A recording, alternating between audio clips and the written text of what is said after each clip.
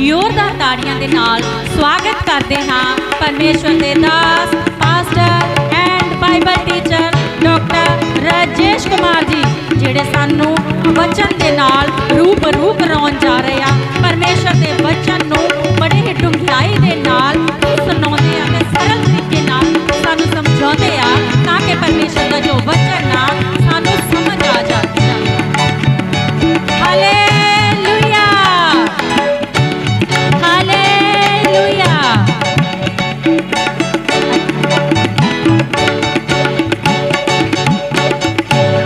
अगे दा मैं सारे दा सारा समा परमेश्वर जी के दास जी के हत्थां दे विच देनी हां। Hallelujah, praise the Lord Jesus, hallelujah. जोरदार तालियों के साथ हम खुदावंद का धन्यवाद करते हैं, प्रभु यीशु का वेलकम करते हैं खुदावंद की प्रेजेंस में। और आप सब लोग अपनी जगह पर बैठ सकते हैं।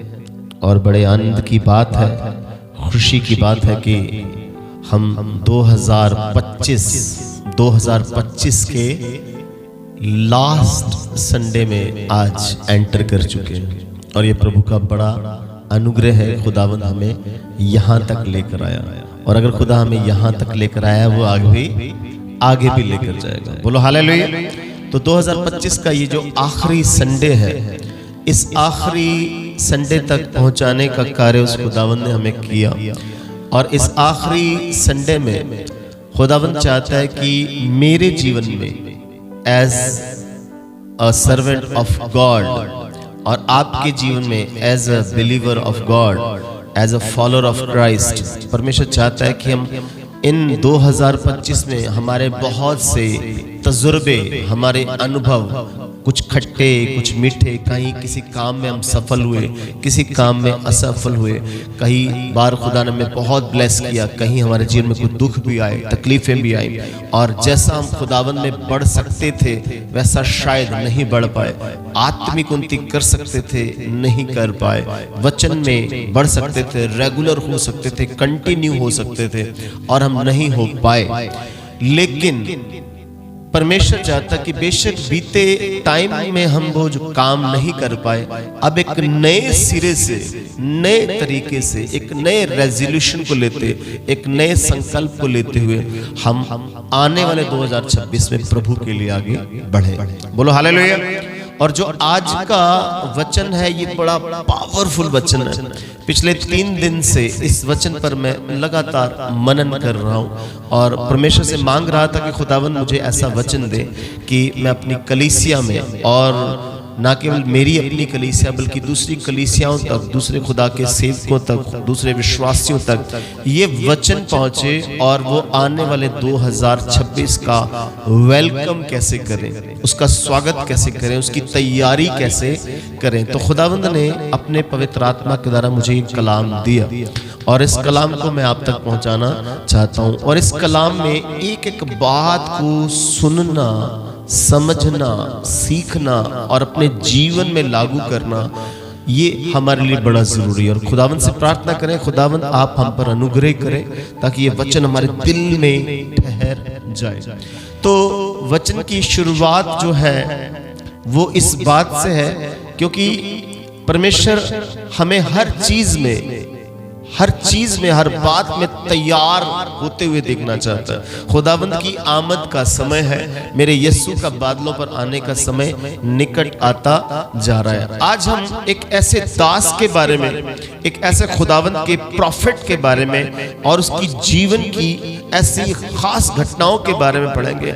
और उसके जीवन की जो घटना है वो आज हमें आने वाले समय की तैयारी के लिए कैसे उत्साहित करती है और बीते समय में जो हमारे अनुभव रहे हैं उससे सबक लेते हुए कैसे आगे प्रोसीड करना है, कैसे बढ़ना है, उसके बारे में बहुत सी बातों को आज सिखाएगी। तो हम पुराने नियम में पहला राजाओं की पुस्तक उसका 18वां अध्याय, उस पर हम आज थोड़ा सा मनन करेंगे।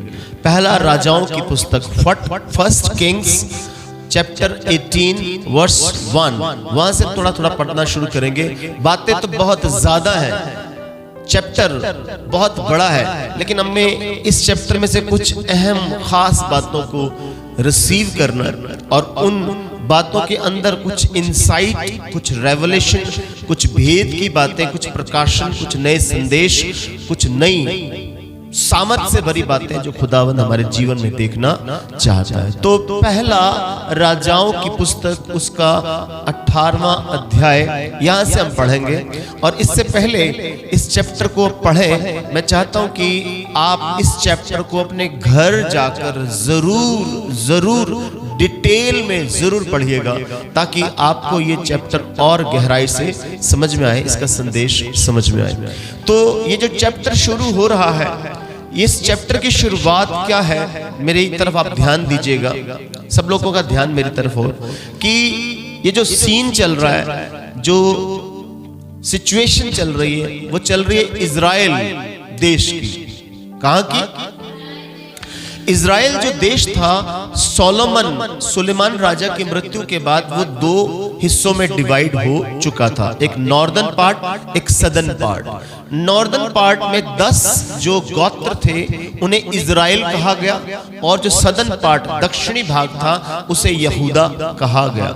दक्षिणी भाग में यहूदा और बेंजामिन 2 गोत्र थे, और ऊपर के उत्तरी भाग में 10 इजराइल के गोत्र थे। जो ऊपर के 10 इजराइल गोत्र थे, उसकी जो राजधानी थी, उसकी जो कैपिटल थी, उसका नाम शोम्रोन था। उसकी कैपिटल का नाम क्या था? शोम्रोन। उसे सामरिया भी कहते, उसे क्या कहते? सामरिया, ठीक है। और इसलिए उसकी जो कैपिटल शोम्रोन है, वहां की सिचुएशन है, और वहां पर लिखा है कि ये जो कहानी चल रही है, ये जो घटना वहां पर बयान की जा रही है, वो उस समय की है जब शोम्रोन में, यानी कैपिटल के बीच में, राजधानी के बीच में अकाल पड़ा हुआ। और अकाल राजधानी से शुरू होता है और पूरे इजराइल में अकाल पड़ गया, सूखा पड़ गया। अंग्रेजी में ड्राउट कहते हैं। क्या पड़ गया? ड्राउट। ड्राउट यानी सूखा, ड्राउट यानी वहां पर क्या पड़ गया? अकाल पड़ गया। पानी की किल्लत आ गई है। पानी ना पीने के लिए, ना पानी नहाने के लिए, ना पशुओं को नहलाने के लिए, ना खेतों में पानी देने के लिए, ना पानी से कपड़े धोने के लिए, कोई भी चीज वहां पर पानी के बगैर सही ढंग से काम नहीं कर पा रही। तो अकाल की सिचुएशन आप सोच सकते हैं, अपने दिमाग में इसको इमेजिन कर सकते हैं, कल्पना कर सकते हैं कि पूरे इलाके में क्या मंजर चल रहा है, सिचुएशन क्या चल रही है, हालात क्या चल रहे हैं। अकाल है। क्या है? और ये जो अकाल पड़ा है, ये अकाल खुदावंत के दास एलिया के मुंह के शब्दों के प्रभाव से पड़ा। एलिया नबी खुदावंत का एक बड़ा पावरफुल अभिषेक से भरा दास था। उसने कहा था, जब तक मैं अपने मुंह से ना कहूंगा तब तक मेह ना बरसेगा, तब तक इस इलाके में क्या रहेगा? अकाल पड़ा रहेगा। इसका मतलब खुदा के दास के मुंह के शब्द इतने पावरफुल थे, जो बोला वो हो गया। और ये अकाल लगभग 3.5 साल रहा। कितने साल? 3.5 साल वहां पर सूखा पड़ा हुआ।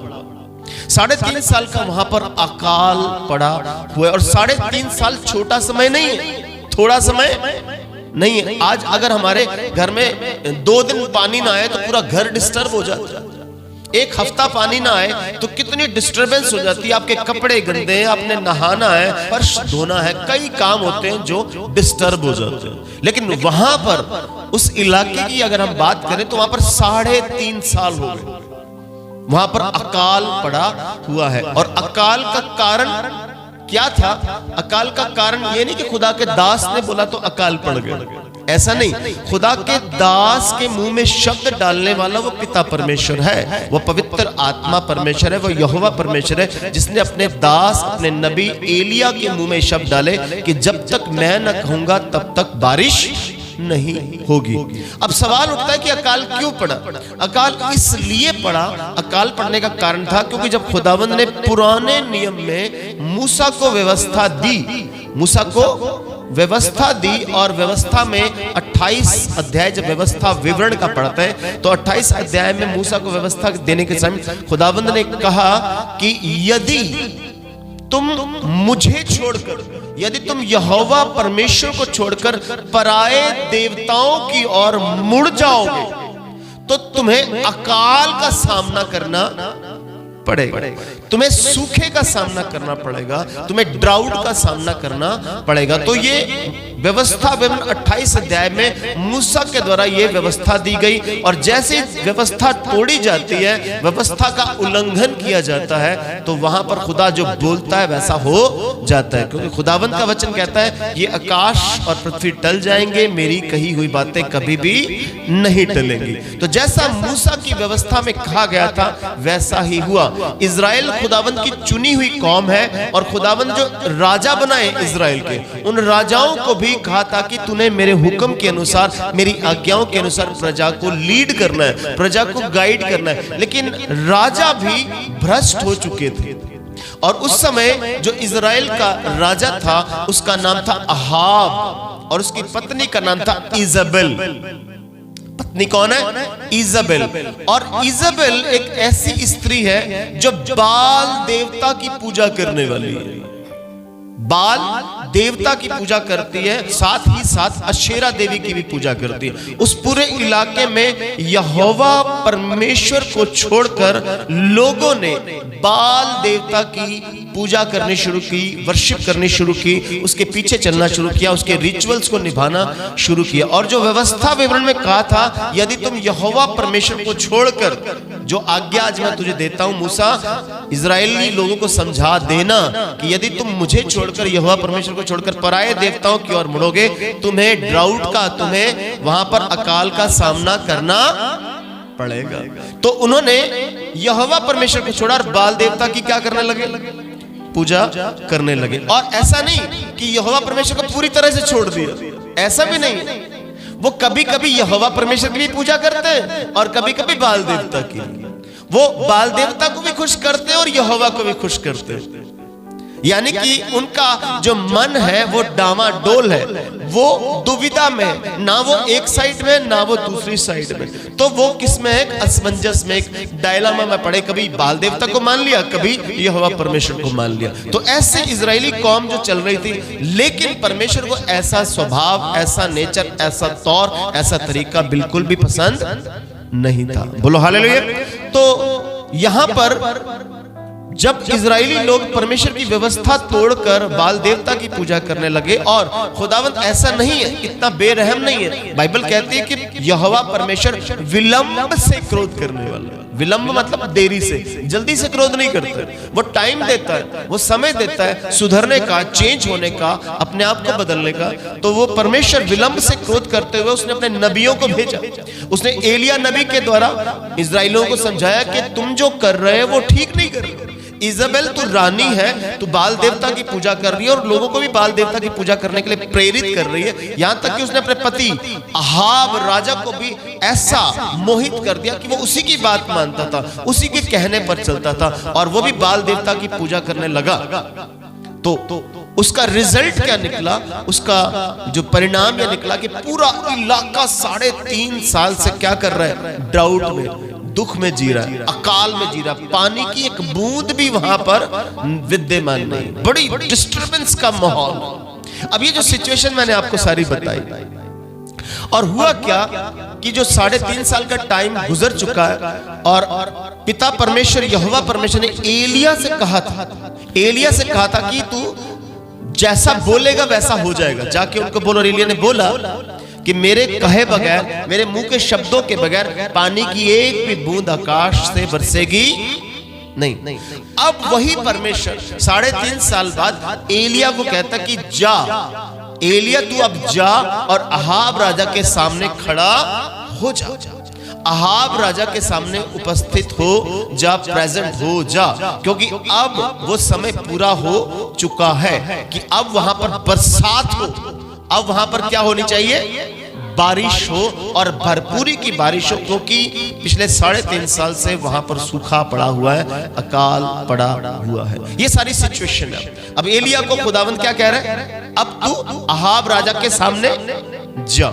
एलिया वहां से खुदा की आज्ञा मानता हुआ जा रहा है रास्ते में। अब ये सिचुएशन है। अब रास्ते में क्या है उसको हम वचन से पढ़ेंगे कि क्या हुआ। पढ़ेंगे जरा, क्या लिखा है? बहुत दिनों के बाद 3रे वर्ष में यहोवा का ये वचन एलिया के पास पहुंचा। हाँ, 3रे वर्ष में। अब इसको समझेंगे जब आपको मैंने बताया कि 3.5 साल का अकाल पड़ा, तो यहां तो लिखा तीसरा वर्ष।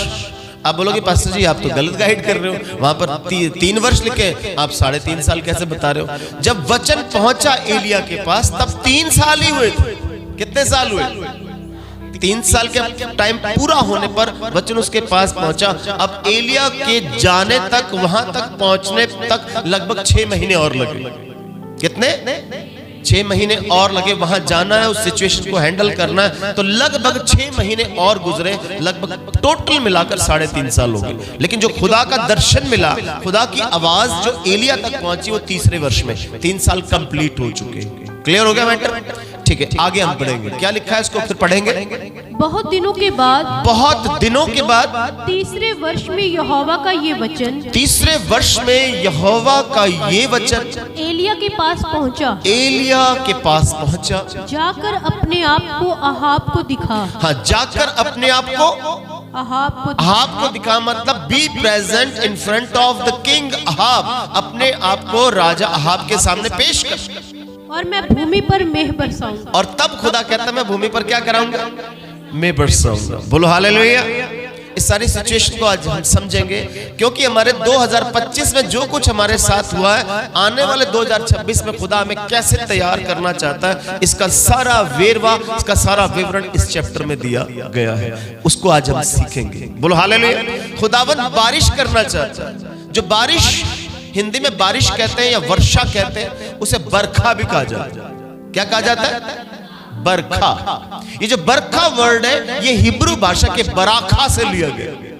हिब्रू भाषा में कौन सा वर्ड है? बराखा।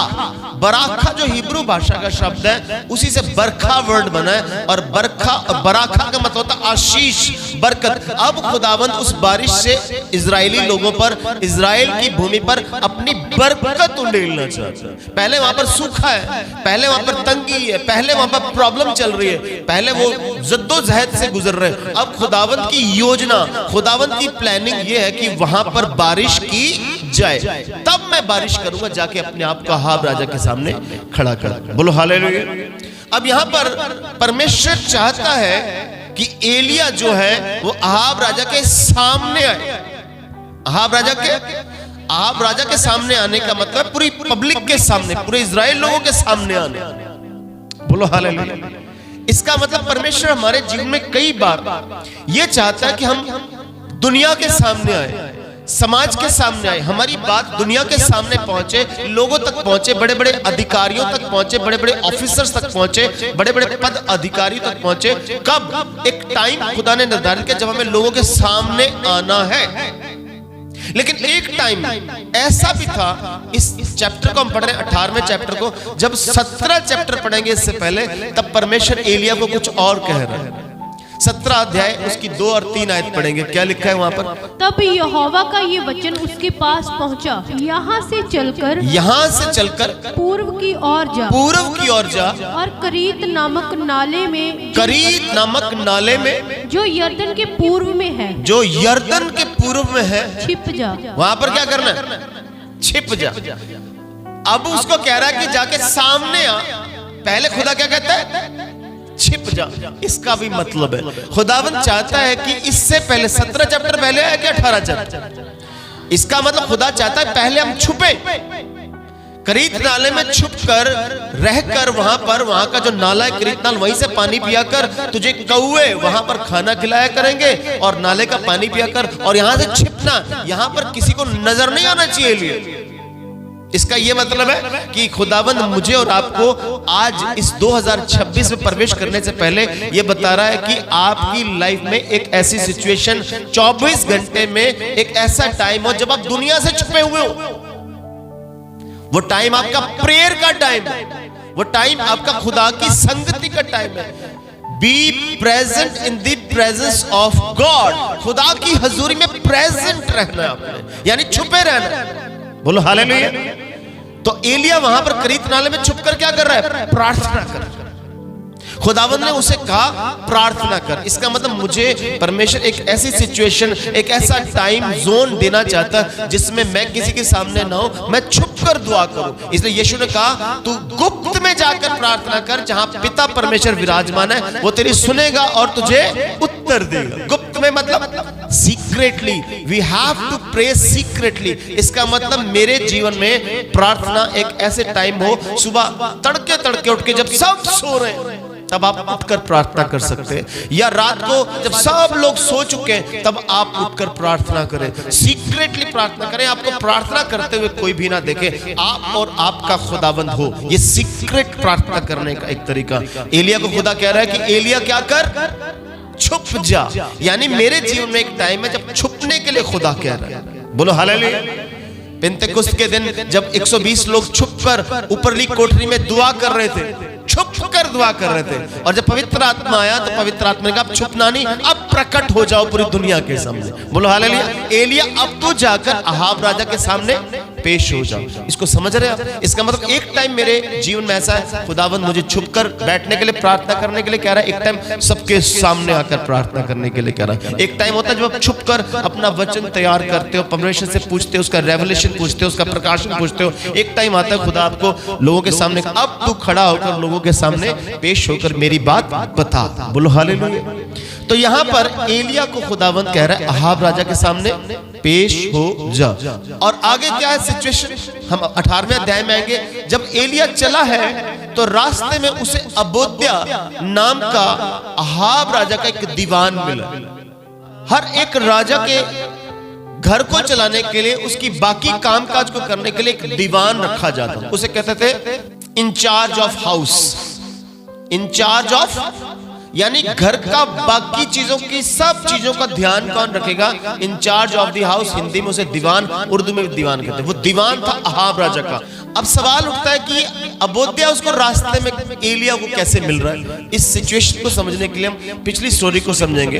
अब वहां पर क्या पड़ा हुआ है, अकाल पड़ा हुआ है। अब हुआ क्या कि जब अकाल पड़ा हुआ है तो अहाब राजा को अपने गधे, अपने खच्चर, अपने घोड़ों की फिक्र हुई कि ऐसा ना हो कि हमारे गधे, हमारे घोड़े, हमारे खच्चर अकाल में मर जाएं। तुम ऐसा करो कि जाकर नदियों नालों के पास देखो, कहीं सूखी, कहीं हरी घास मिल जाए, ताकि अपने घोड़े गधों को हम वो चारा दे सके और ये सूखे के कारण, ये अकाल के कारण मर ना जाए। ये अहाब राजा सोच रहा है इसके लिए, अपने घोड़े खच्चरों के बारे में। और इसलिए उसने अपने दीवान को, अबोद्या को भेजा कि ऐसा कर, एक हिस्से में मैं जाता हूं, दूसरे हिस्से में आप जाओ। एक इलाके में आप जाओ, दूसरे इलाके में मैं जाता हूं। तो अबोद्या राजा का दीवान होने के कारण वो जिस इलाके में उसे भेजा गया वो उस इलाके की ओर प्रोसीड करता है, उस इलाके की ओर बढ़ना शुरू हो जाता है। तो अबोद्या उस महल से निकलता है राजा के हुक्म को पाकर और जा रहा है, तो रास्ते में उसे एलिया मिल जाता है। रास्ते में उसे कौन मिल गया,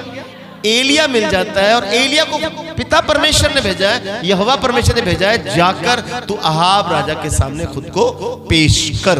अब रास्ते में सिचुएशन क्या है इसको समझेंगे। रास्ते में सिचुएशन है कि अबोद्या मिला है, किसको, एलिया को मिला। तो एलिया कहता है कि अबोद्या तू ऐसा कर, जाके अहाब राजा को बता कि मुझे रास्ते में एलिया मिला है, और जाके बता कि मैं अहाब राजा से मिलना चाहता हूं, उसके सामने खड़ा होना चाहता हूं। अबोद्या डर जाता है।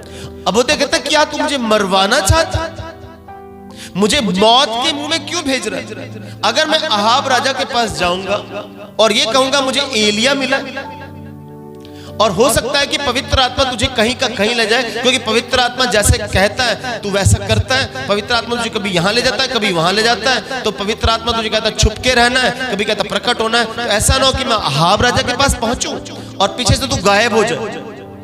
तो अहाब राजा तो मुझे छोड़ेगा, तो राजा तो मेरी गर्दन काट देगा, मुझे जान से मार डालेगा। तू मुझे मौत के मुंह में क्यों भेज रहा है एलिया, मुझे माफ कर। क्या तू नहीं जानता कि मैं परमेश्वर का वफादार व्यक्ति हूं? बड़े ध्यान देना, जो अबोद्या था ये बेशक अहाब राजा का दीवान था, उसके घर का इंचार्ज था, लेकिन खुदा का डर मानने वाले व्यक्ति थे। किसका, परमेश्वर का डर मानने वाला व्यक्ति था। जब इजाबेल और अहाब ये बाल देवता की पूजा कर रहे थे, तो इजाबेल के दिमाग में एक ऐसा खुराफाती आइडिया आया कि मैं जितने भी यहोवा परमेश्वर को मानने वाले नबी हैं उनको खत्म कर दूं, उनको कत्ल करके मिटा डालूं इजराइल की भूमि से। तो इजाबेल ने बहुत सारे यहोवा परमेश्वर को मानने वाले नबियों को क्या किया, क्या कर दिया? मार डाला। लेकिन जो अबोध्या था, खुदा का डर मानने वाला व्यक्ति था, उसने कुछ नबियों को छुपा कर रख दिया, गुफा में छुपा कर रख दिया, ताकि वो नबी जो यहोवा को मानते हैं वो मारे नहीं। लगभग 100 नबी थे। कितने नबी?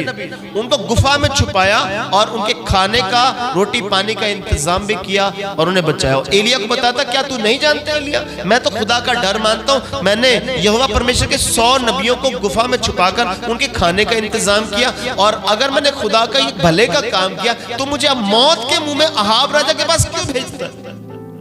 तो एलिया उसे आश्वासन देता है, एलिया उसको विश्वास दिलाता है कि टेंशन लेने की बात नहीं है बोध्या, तू जा, मैं कहीं नहीं जाऊंगा, मैं सचमुच अहाब राजा के सामने प्रस्तुत हो जाऊंगा, पेश हो जाऊंगा, मैं भागता नहीं कहीं, तू जाकर बता परमेश्वर की ओर से आया हूं, मैं भागूंगा नहीं।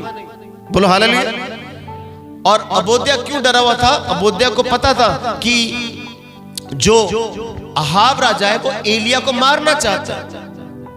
इजाबेल है जो एलिया को मारना चाहती है, क्योंकि इजाबेल और अहाब राजा को ऐसा लगता था कि ये जो अकाल है वो इसलिए आया है क्योंकि एलिया नबी ने बोला है। क्या किया? एलिया नबी ने बोला है, और एलिया नबी के बोलने से हमारा जो देवता है बाल वो नाराज हो गया। वो क्या हो गया? हमारा देवता बाल नाराज हो गया एलिया के कारण। एलिया ने उसको इतना रीस, इतना गुस्सा दिलवा दिया, बाल देवता इतना ज्यादा क्रोधित हो गया कि उसने अकाल डाल दिया। जब तक हम एलिया को नाश नहीं करेंगे, मार नहीं डालेंगे, तब तक ये अकाल खत्म होने वाला। लेकिन बात ये नहीं थी, अकाल बाल देवता की नाराजगी का कारण नहीं था। अकाल इसलिए आया कि बाल देवता की पूजा की और यहोवा परमेश्वर को तुच्छ। बोलो हालेलुया। लेकिन वो इजाबेल और अहाब के मन में ये बातें चलती थी, इसलिए वो एलिया को मारना चाहते थे। लेकिन एलिया डरता नहीं है। देखो, खुदा का दास अब पवित्र आत्मा से भर के उस राजा के सामने पेश होने वाला जो उसे मार डालना चाहता। और अबोध्या एलिया की बात सुनकर अहाब राजा के पास पहुंच जाता। बोलो हालेलुया। और बताता है कि मुझे रास्ते में एलिया मिला, वो आपके सामने आना चाहता, वो आपसे मिलना चाहता है। तो अहाब राजा ने उसको बोला कि हाँ मैं मिलना चाहता हूँ। एलिया जाके अहाब राजा के सामने खड़ा हो। अहाब जो राजा है वो बड़ा परेशान है, दुखी है, एलिया को पसंद नहीं करता, एलिया को लाइक नहीं करता। एलिया को क्यों लाइक नहीं करता? आज एक सच्चे दास को, सच्चे खुदा के सेवक को, सच्चे खुदा की बात बोलने वाले को लोग पसंद क्यों नहीं करते? क्योंकि वो सुधरने की बात करता है।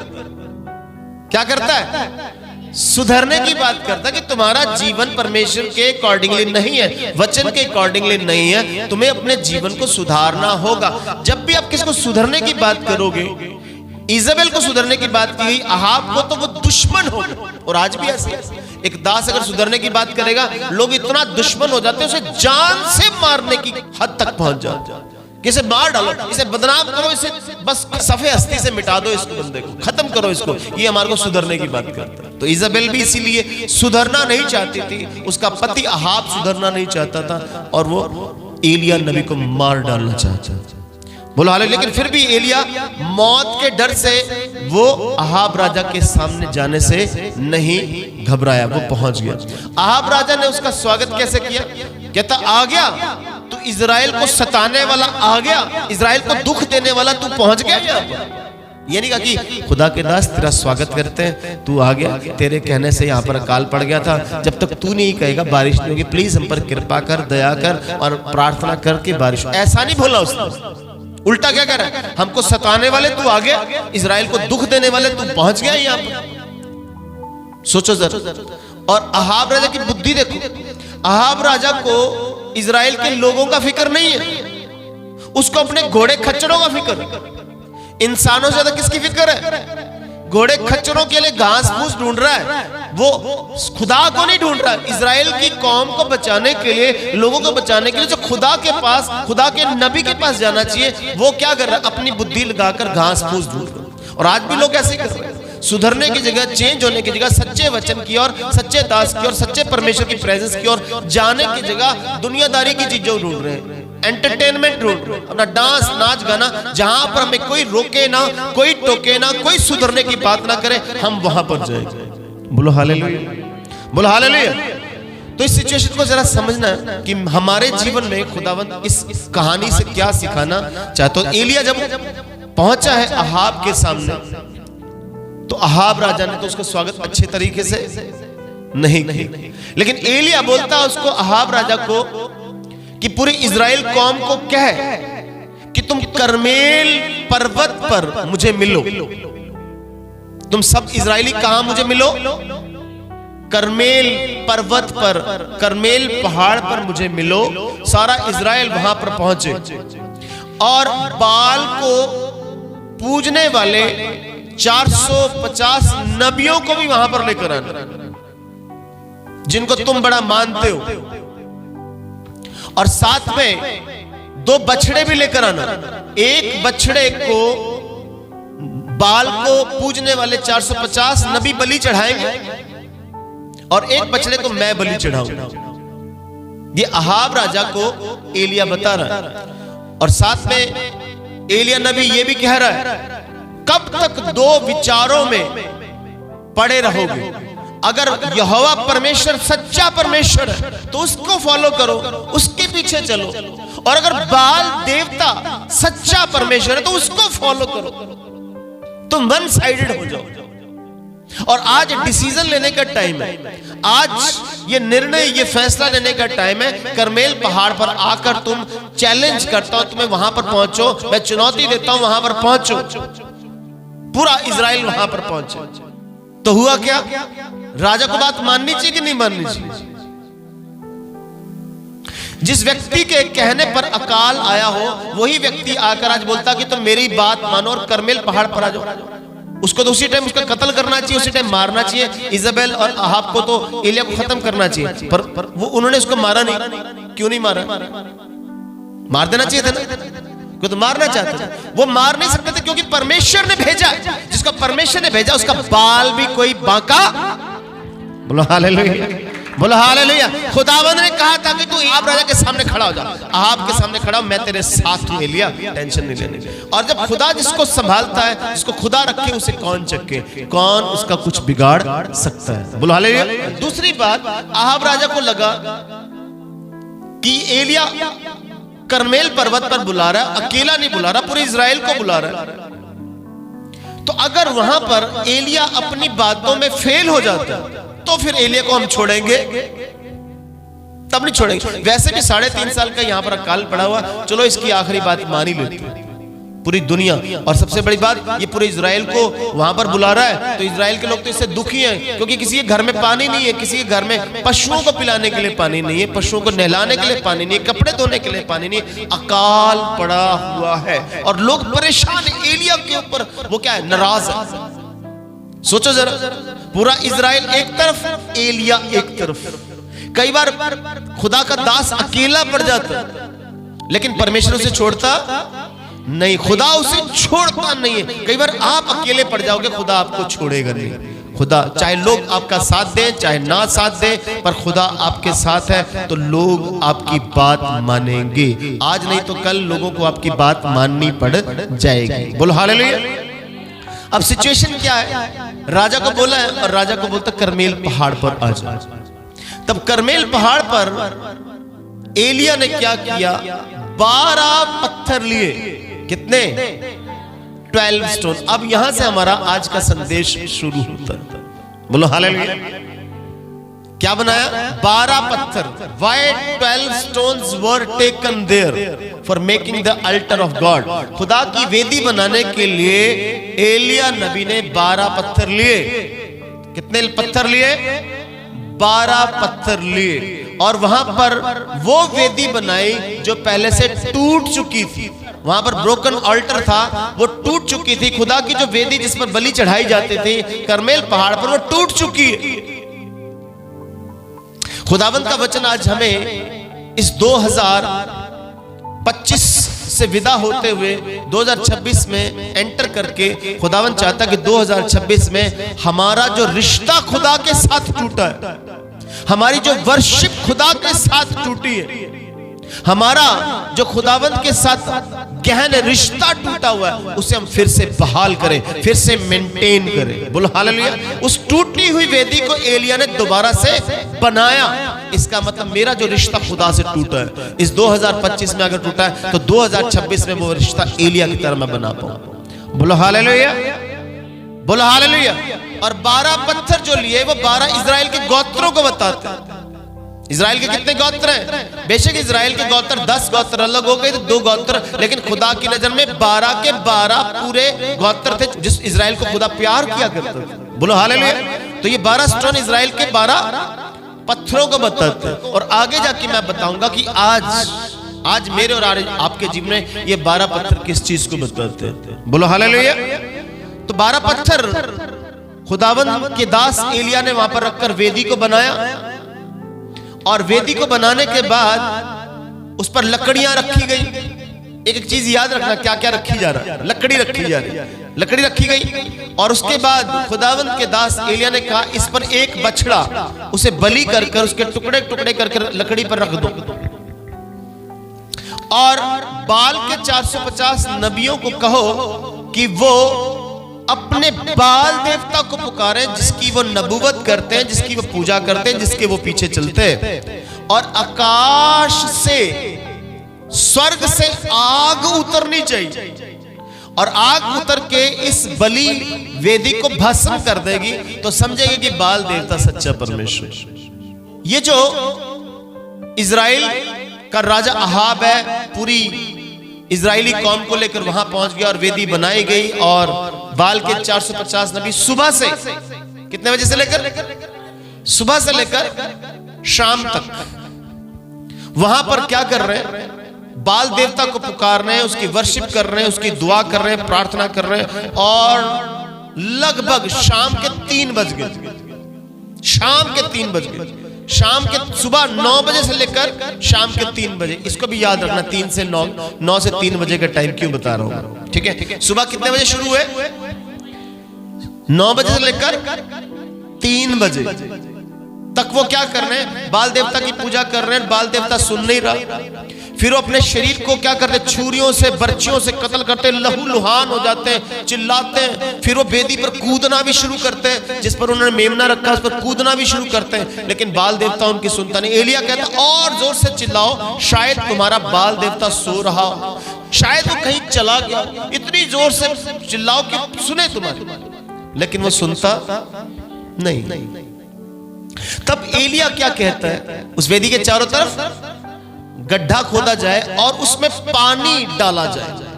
4 बड़े बड़े मटके पानी के डाले जाए एक बार, फिर 4 मटके और डाले जाए, फिर 4 मटके और डाले जाए। लगभग 12 मटके पानी के उस चारों तरफ वेदी के डालने और पूरी वेदी गीली कर देनी, भिगो देनी, तरोतर कर देनी,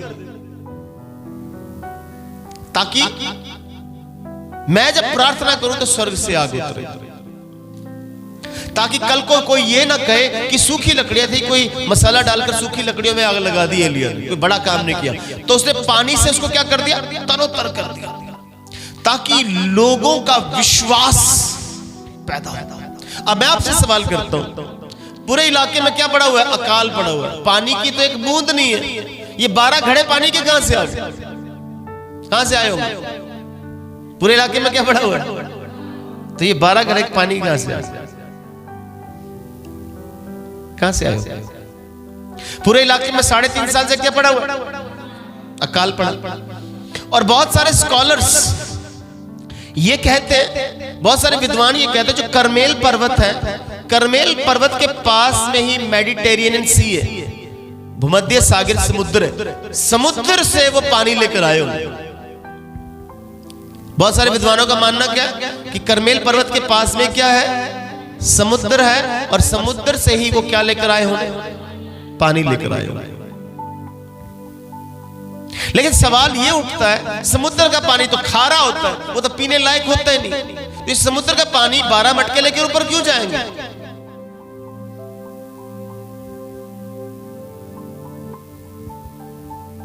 सोचने वाली बात है कि एलिया नबी ने जब बोला है वो क्या कर रहे हैं, पूरा करिए। लेकिन बट ये पानी के घड़े आए कहां से, ये बड़ा गहरा सवाल है।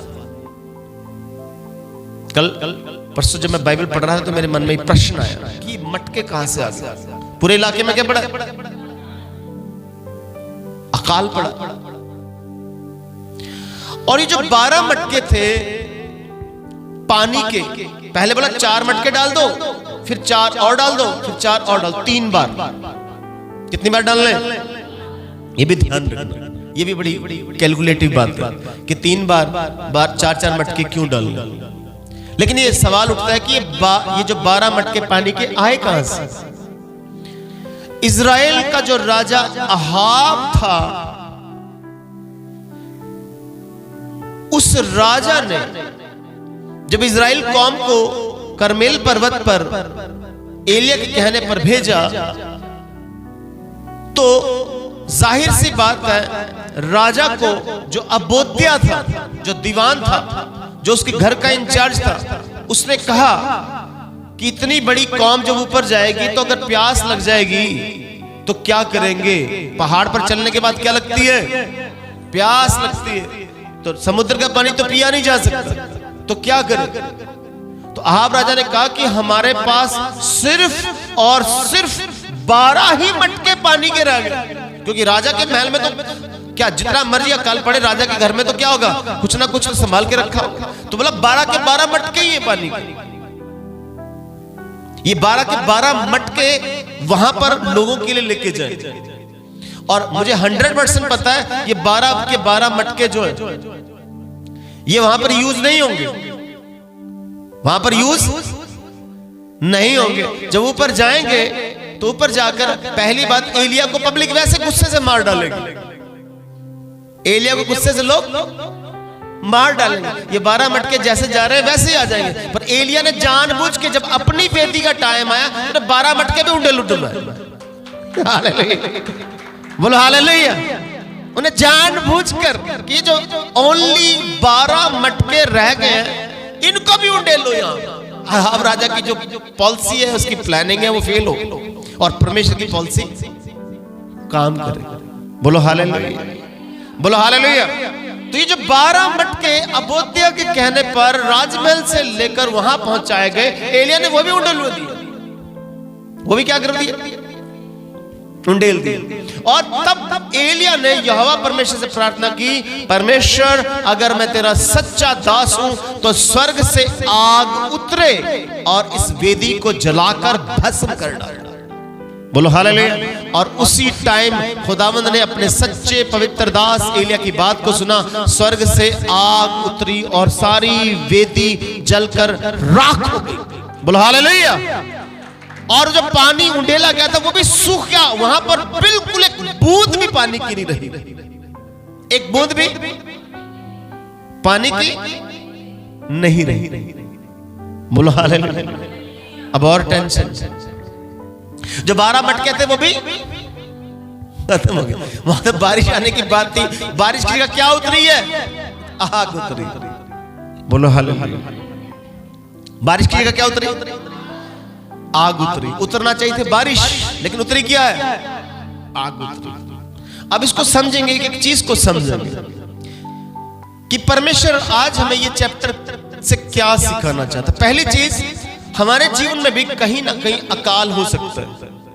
पहली चीज, मेरे और आपके जीवन में जैसे शमरोन में इज़राइल में अकाल पड़ा हुआ था, आज हमारे भी जीवन में अकाल पड़ सकता है, अकाल हो सकता है। आप बोलोगे नहीं हमारे घर में तो पानी आता है, हमारे घर में तो मोटर लगी है, हमारे घर में तो खुला पानी आता है, कोई टेंशन नहीं, सरकारी पानी अलग आता है, मोटर अलग पानी दे रही है, हमारे को तो पानी की टेंशन है, तो आप अकाल कैसे कर सकते? नहीं, बाइबल कहती है, आमोस उसका 8 अध्याय उसकी 11वीं आयत में लिखा है कि ऐसे समय आने वाले हैं। कैसे? ऐसे समय आने वाले, ना तो रोटी का अकाल पड़ेगा ना पानी का, केवल वचन के सुनने का ही अकाल पड़ने वाला। किसका अकाल पड़ेगा?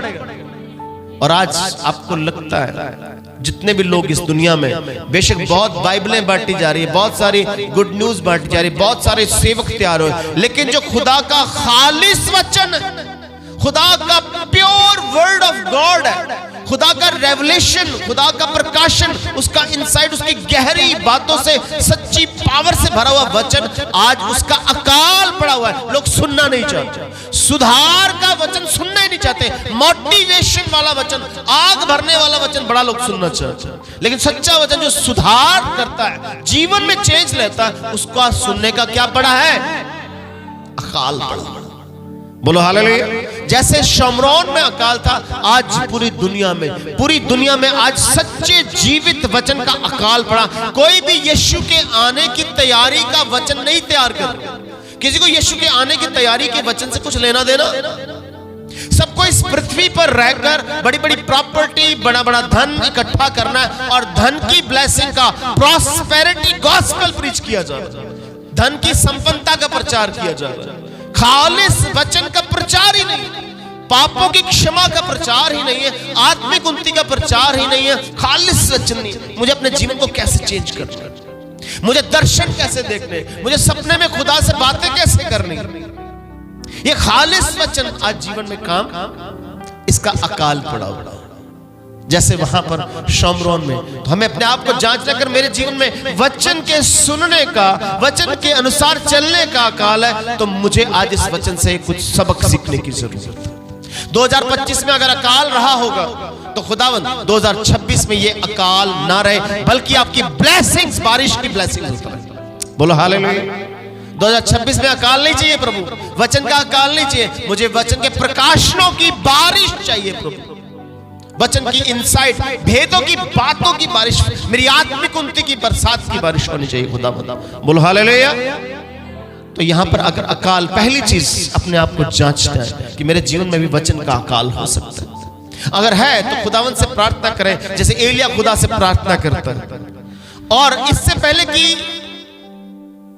आपको खुदावन बारिश, मैंने बताया बरकत को बताती है, बारिश जो है ब्लेसिंग्स को बताती है। खुदावंद आपके जीवन में वचन की बारिश लेकर आए, आत्मिक उन्नति की बारिश लाई, आपके जीवन में हर वो चीज जो आपको चाहिए, रोटी, कपड़ा, मकान, जो भी आपको इस दुनिया में चाहिए, खुदावंद वो आपको प्रोवाइड करना चाहता है। वो सब कब मिलेगा? पहले उसके राज्य और धार्मिकता की खोज करनी होगी।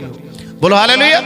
तो यहां पर दूसरी चीज को हमने समझना है कि इससे पहले कि वो सारी चीजें खुदा हमें प्रोवाइड करे, स्वर्ग से क्या उतरेगी? आग। स्वर्ग से क्या उतरेगी? बिना आग के उतरे बरसात नहीं आ सकती। अभी बरसात नहीं आई है, वहां पर एलिया ने भी आग को उतारा और पूरा इजराइल चिल्ला उठा कि यहां बाल देवता नहीं, यहोवा परमेश्वरी देवता है, असल में वही सच्चा ईश्वर है। और बताना चाहता था एलिया वहां। बोलो हालेलुया। बोलो हालेलुया। तो पहली चीज, मेरे जीवन में अकाल हो सकता है, अगर है तो उसके लिए हम प्रार्थना करें, खुदावंद का अनुग्रह मांगे और कहें खुदावंद मेरे जीवन से अकाल हमेशा के लिए खत्म हो जाए, वचन का अकाल। बोलो हालेलुया। बोलो हालेलुया। और बारिश आने से पहले क्या उतरेगी? आग। ये जो आग है, ये मसीह लोगों के जीवन में ठंडी पड़ी हुई। ये जो आग बताती है, जो स्वर्ग से उतरती है, रिवाइवल को बताती है। ये बताती है आपके जीवन में खुदावंद के काम को बढ़ाने का एक रिवाइवल, एक जागृति, एक जागरूकता। आप जागरूक होते हैं, आप सोए नहीं रहते, खुदा के काम को करने के लिए आप एक्टिवेट हो जाते हैं, आपको रिवाइवल आ जाता है आपको। आग किसको बताती है? आग उतरेगी तो आप ठंडे होकर नहीं बैठेंगे। पिंतेकुस्त के दिन जब आग से भरी जीभें चेलों के ऊपर उतरी तो वह ठंडे होकर बैठ गए, उन्होंने पूरी दुनिया हिला कर रख दी। आज मसीह लोग क्या कर रहे हैं? आज ठंडे होकर बैठे। आज हम अपने जीवन को देखें तो हम क्या एक्टिवली काम कर रहे हैं? खुदा का नहीं कर रहे। इट मींस मेरे जीवन में तो स्वर्ग से आग उतरी ही, ये स्वर्ग की आग आपके जीवन में आनी पड़ेगी। बोलो हालेलुया। अब इससे पहले वो आग उतरे, अब पिछला प्रोसेस थोड़ा समझना। अब इसकी थोड़ी बैकग्राउंड को समझेंगे, पूरी वेदी को समझेंगे। सबसे पहले तो एलिया ने वहां पर क्या बनाया? एक टूटी हुई जो वेदी थी, एक ब्रोकन ऑल्टर है, उसको बनाया। मेरे जीवन में अगर अकाल है, मेरे जीवन में अगर अकाल है, सबसे पहले मुझे परमेश्वर के साथ अपना टूटा हुआ रिश्ता कायम करना। मेरी आराधना, मेरी वर्शिप, मेरी खुदावंत के साथ जो अगर रियल वर्शिप टूटी हुई है तो उस वर्शिप को क्या करना है? एक नया रूप देना, नया रिश्ता कायम करना। मुझे आत्मा और सच्चाई के साथ वर्शिप करनी है खुदा की। बोलो हालेलुया। टूटी हुई वेदी को मुझे दोबारा बनाना है। और कितने पत्थर लिए? 12 पत्थर लिए। कितने पत्थर? इजराइल के 12 गोत्रों को वहां पर प्रेजेंट होना है। एलिया चाहता था कि मैं अकेला नहीं, पूरा इजराइल परमेश्वर की वेदी में शामिल हो। बोलो हालेलुया। ये 12 गोत्र, 12 पत्थर इजराइल के हर एक घराने को बताते हैं आपका अकेला नहीं, आपके पूरे घराने का वेदी पर आना जरूरी है। आपकी पूरी फैमिली का वेदी पर आना जरूरी है। इसके लिए आपको वहां पर क्या करने की जरूरत है? रियल वर्शिप में आना होगा। टूटी हुई वेदी, टूटा हुआ रिश्ता फिर से कायम करने की जरूरत है। बोलो हालेलुया, बोलो हालेलुया। तो टूटी हुई, अगर अकाल पड़ा है तो वेदी बनानी पड़ेगी। और वेदी बनाने के लिए 12 पत्थर। इससे पहले एलिया आग उतारता, उसने बाल के 450 नबियों को हुक्म दिया, मौका दिया कि वो अपने बाल देवता को खुश करें, अपनी स्तुति करें, प्रार्थना करें, नबूवत करें और साबित करें कि बाल ही ईश्वर है। लेकिन वो सुबह से लेकर शाम तक क्या कर रहे हैं? प्रार्थना कर रहे हैं, रोए भी होंगे, चिल्लाए भी होंगे, अपने शरीर को लहूलुहान भी कर लिया, पर बाल देवता ने सुना नहीं। इसका क्या मतलब है? इसका मतलब है कि मैं चाहे एक दिन सुबह से लेकर शाम तक दुआ करता रहूं, दुआ करता हूं, खुदा नहीं सुनेगा। खुदा सुनेगा नहीं। खुदा एक दिन की प्रार्थना नहीं सुनता। एक दिन की प्रार्थना, 12 पत्थर मतलब 12 महीने कंटिन्यू प्रार्थना करनी पड़ेगी आपको। बोलो हालेलुया। 12 महीने, ये नया साल आपको बता रहा है, सिर्फ एक दिन की, एक हफ्ते की प्रार्थना काम नहीं करेगी। आपको 12 महीने, हर महीने कंटिन्यू प्रार्थना करनी पड़ेगी। एलिया ने वहां पर आकाश से आग उतारी। कैसे? क्योंकि 3 साल से करीत नाले में लगातार लगातार लगातार हर दिन हर पल प्रार्थना कर रहा है। बोलो हालेलुया, बोलो हालेलुया। क्या कर रहा है? प्रार्थना कर रहा है। मेरी प्रार्थना एक दिन की नहीं होगी। एक दिन बड़ा जोश ना दुआ कर ली, बड़ा जोश ना काम कर लिया, उससे कोई फर्क नहीं पड़ेगा। कंटिन्यू कंटिन्यू परमेश्वर ने काम करने के लिए। और परमेश्वर ने क्या कहा वहां पर? जब एलिया ने क्या करी? वेदी बना दी, 12 पत्थर रख दी। 12 पत्थर का लकड़ियां रखी गई। क्या रखी गई? लकड़ियां रखी गई। बोलो हालेलुया। ठीक ऐसे ही जब मेरा यीशु यहां पर, एलिया जो है वो किस पहाड़ पर लेकर गया सबको? करमेल पहाड़। कौन सा पहाड़? करमेल पहाड़ पर लेकर गया। ये जो करमेल पहाड़, ये कलवरी पहाड़ की परछाई है। जैसे एलिया सभी को कहां लेकर गया? करमेल पहाड़ पर, वहां पर एक टूटी हुई वेदी को बनाया। ऐसे ही मेरा यीशु सबको कलवरी पहाड़ पर लेकर गया। और जो मेरा और परमेश्वर के साथ टूटा हुआ रिश्ता था, उस यीशु ने दोबारा बिल्ट किया। बोलो हालेलुया, बोलो हालेलुया। और वहां पर वेदी में जो 12 पत्थर हैं, इजराइल के 12 गोत्रों के साथ पूरी दुनिया का उद्धार यीशु मसीह ने वहां पर किया। बोलो हालेलुया। और जो लकड़ियां रखी गई वहां पर वेदी के ऊपर, क्या रखी गई? वो लकड़ियां यीशु के लकड़ी के क्रूस को बताती हैं। बोलो हालेलुया। उस लकड़ी के ऊपर किसको रखा गया? जो मेमना, जो बछड़ा था, उसको काट कर उसको रखा गया। मेरा यीशु मेरे लिए, दुनिया के हर पापी इंसान के लिए टुकड़े टुकड़े होकर क्रूस पर लटक गया। बोलो हालेलुया, बोलो हालेलुया। तो जो करमेल पहाड़ पर लोगों ने यह सीखा कि सच्चा परमेश्वर कौन है। करमेल पहाड़ पर लोगों ने क्या सीखा? सच्चा। कलवरी क्रूस पर लोगों ने यह जाना वो सच्चा परमेश्वर प्यार कितना करता है। करमेल पहाड़ पर लोगों ने क्या सीखा? सच्चा परमेश्वर कौन है। करमेल पहाड़ पर, करमेल पहाड़ पर लोगों को यह पता लगा सच्चा परमेश्वर बालक खुदावंद यहोवा। लेकिन कलवरी क्रूस पर लोगों को पता लगा वो सच्चा परमेश्वर प्यार कितना करता है। इतना प्यार करता है, खुद को लटका देता है वो इंसान के लिए। इससे बड़ा प्यार क्या हो सकता है। बोलो हालेलुया, बोलो हालेलुया। एक एक चीज जो यहां पर एलिया के जीवन में, वो मेरे जीवन में होनी चाहिए। सबसे पहले मेरे जीवन में अगर वचन का अकाल है तो मुझे अपनी टूटी हुई वेदी दोबारा बिल्ड करनी, टूटा हुआ खुदा के साथ रिश्ता बिल्ड करना है। बोलो हालेलुया। उसके बाद जो 12 पत्थर है, इसका मतलब 12 महीने मेरी कंटिन्यू प्रार्थना। उसके बाद एलिया ने क्या किया, गड्ढा खुदवाया, एक बाउंड्री बनवाई वेदी के चारों तरफ और उसे पानी डलवा दिया। क्या कर दिया, पानी के 4 मटके पहली बार, दूसरी बार फिर 4 मटके, फिर 4 मटके 3 बार, 3 बार। इसका मतलब सुबह शाम रात को मेरी 3 टाइम डैनियल की तरह लगातार प्रार्थना होनी चाहिए। डैनियल दिन में कितनी बार प्रार्थना करता था? डैनियल दिन में 3 बार प्रार्थना करता था। क्या मैं प्रार्थना करता हूं 3 में 3 बार? अगर नहीं करता तो इस 2026 में मुझे अपना एक रेजोल्यूशन, एक संकल्प लेना, परमेश्वर में डैनियल की तरह दिन में 3 बार। अगर खाना खाता हूं, खाने के साथ मैं प्रार्थना भी करना सीखूं। अगर मैं जिस्मानी रोटी खाता हूं 3 बार, तो मैं आत्मिक रोटी और प्रार्थना भी 3 बार करूं। परमेश्वर मेरे जीवन में ऐसा काम करे। बोलो हालेलुया।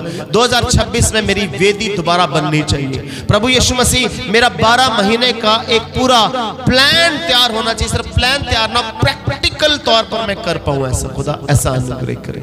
बोलो हालेलुया, बोलो हालेलुया। 12 पानी के घड़े डाले गए, पहले 4 फिर 4 फिर 4, 3 बार, मतलब दिन में 3 बार मुझे डैनियल की तरफ प्रार्थना करनी है। डैनियल दिन में 3 बार प्रार्थना करता था, इसलिए बड़ी से बड़ी मुसीबत से वो बड़े आसानी से निकला था। शेर की मांद से वो कितनी आसानी से निकला है। उसके खिलाफ लोग खड़े होते थे, वो बड़ी आसानी से बाहर निकल आता था। खुदा डैनियल की प्रार्थना सुनता था, खुदा डैनियल को दर्शन दिया करता था। मेरे जीवन में भी वो दर्शन, वो खुदा गहरी बातें प्रकट करेगा अगर मैं अपना टाइम डैनियल की तरह खुदावन को दे दूंगा। बोलो हालेलुया। और जो पानी के घड़े डालने का मतलब, पानी बाइबल में 3 चीजों को बताता है। वाटर, पानी, जल, ये बाइबल में 3 चीजों को बताता। पहला लोगों को बताता है। किसको? लोगों को, इंसान को, भीड़ को बताता है पानी। दूसरा, पानी बताता है पवित्रीकरण को, सैंक्टिफिकेशन, पवित्रता को बताता है, शुद्धता को बताता है पानी। आप किसी भी गंदी चीज को किससे धोते हैं? पानी से धोते हैं। गंदे कपड़े किससे धोते हैं? गंदा शरीर किससे धोते हैं? यानी पानी पवित्र करता है, शुद्ध करता है। ये पवित्रीकरण को, सैंक्टिफिकेशन को बताता है। और तीसरा, पानी बताता है जीवन को। किसको बताता है?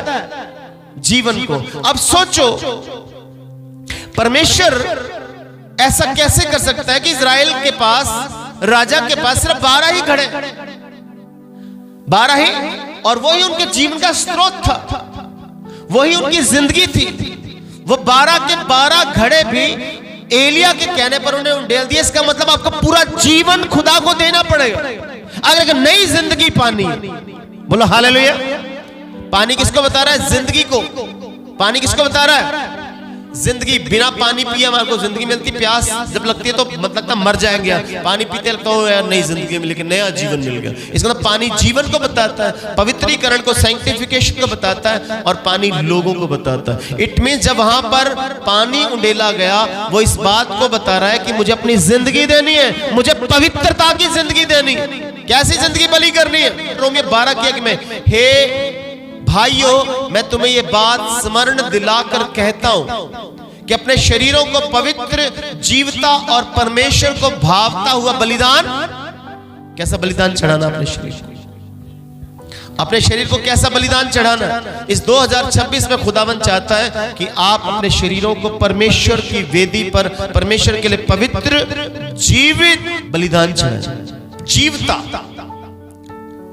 कैसा? 12 की एक में क्या लिखा? पढ़ ले जरा, क्या लिखा रोमियो? इसलिए हे भाइयों, इसलिए हे भाइयों, मैं तुमसे परमेश्वर की दया स्मरण दिला, मैं तुम्हें परमेश्वर की दया याद दिलाकर, स्मरण दिलाकर कहता हूँ, विनती करता हूँ कि अपने शरीरों को जीवित, अपने शरीरों को जीवित और पवित्र और परमेश्वर को भावता हुआ बलिदान करके चढ़ाओ। बलिदान करके चढ़ाओ। यही तुम्हारी आत्मिक सेवा, यही तुम्हारी आत्मिक सेवा है। अब मेरी बात को समझना। एलिया के टाइम करमेल पहाड़ पर, उस वेदी पर एक बछड़ा बलिदान हुआ। पहला बलिदान करमेल पहाड़ पर एलिया के टाइम उस वेदी पर किसको बलिदान किया गया? बछड़े। कलवरी क्रूस पर मेरे और आपके गुनाहों की माफी के लिए प्रभु यीशु को बलिदान होना पड़ा। अब परमेश्वर ना तो बछड़े को और ना ही यीशु को, अब परमेश्वर चाहता है जो उसकी कलीसिया जो बिलीवर है वो पवित्र जीवता और परमेश्वर को भावता हुआ खुद बलिदान हो जाए। बोलो हालेलुया, बोलो हालेलुया। एलिया ने कहा तुम कब तक दो विचारों में फंसे रहोगे, या तो बाल देवता अगर ईश्वर है तो उसके पीछे चलो, और अगर यहोवा परमेश्वर है तो उसके पीछे चलो। तुम किसमें हो? बहुत सारे स्कॉलर्स कहते हैं कि जब एलिया ने यह बात बोली तो जो इजरायली लोग हैं, यहूदी इतिहासकार मानते हैं जैसे एक पक्षी एक डाल पे बैठता है, फिर दूसरी डाल पे बैठता है, फिर उस डाल से पहली डाल पे बैठता है, वो एक डाल पर टिककर बैठता नहीं, उसे समझ नहीं आता मुझे किस डाल पर टिककर बैठना है। कभी इस डाल पर, कभी इस डाल पर, कभी इस डाल पर, कभी इस डाल पर वो कूदता रहता है। या उसका मतलब ये भी बता रहे हैं बाइबल के ज्यूइश स्कॉलर, वो ये कहते हैं कि जब एलिया ने बात बोला तुम कब तक दो विचारों में कूदते रहोगे, जंप मारते रहोगे, कभी इधर जंप मार के कभी इधर जंप मार लिया, बाल की देवता प्रार्थना करने लगे, यहोवा परमेश्वर के पीछे चले। और आज हम भी क्या कर रहे हैं?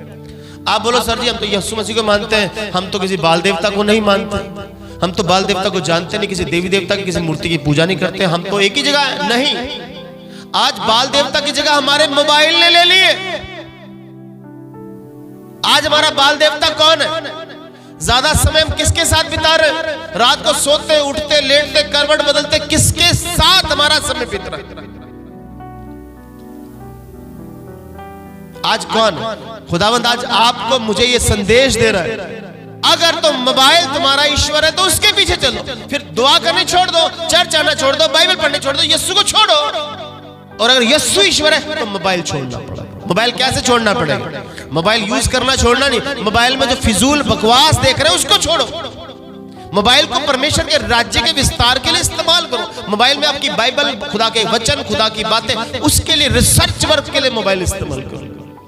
पर आज हम मोबाइल में दुनिया की फिल्में भी देख रहे हैं, नाटक भी देख रहे हैं, सीरियल भी देख रहे हैं, सब कुछ देख रहे हैं, नेटफ्लिक्स भी देख रहे हैं, सब कुछ देख रहे हैं, और हम साथ में यहोवा परमेश्वर की प्रार्थना करने भी आ जाते हैं। खुदावंत का वचन कहता है 2025 में ये आपके जीवन में अकाल है, इसलिए स्वर्ग से रिवाइवल नहीं उतर रहा है, आग नहीं उतर रही आपके जीवन में, ये चीजें भस्म नहीं हो रही, आपके दुख दर्द खत्म नहीं हो रहे, वो अकाल लोगों के जीवन से खत्म नहीं हो रहा था। लोग दुखी थे वहां पर, और आज लोग दुखी है क्योंकि लोग दुविधा में है।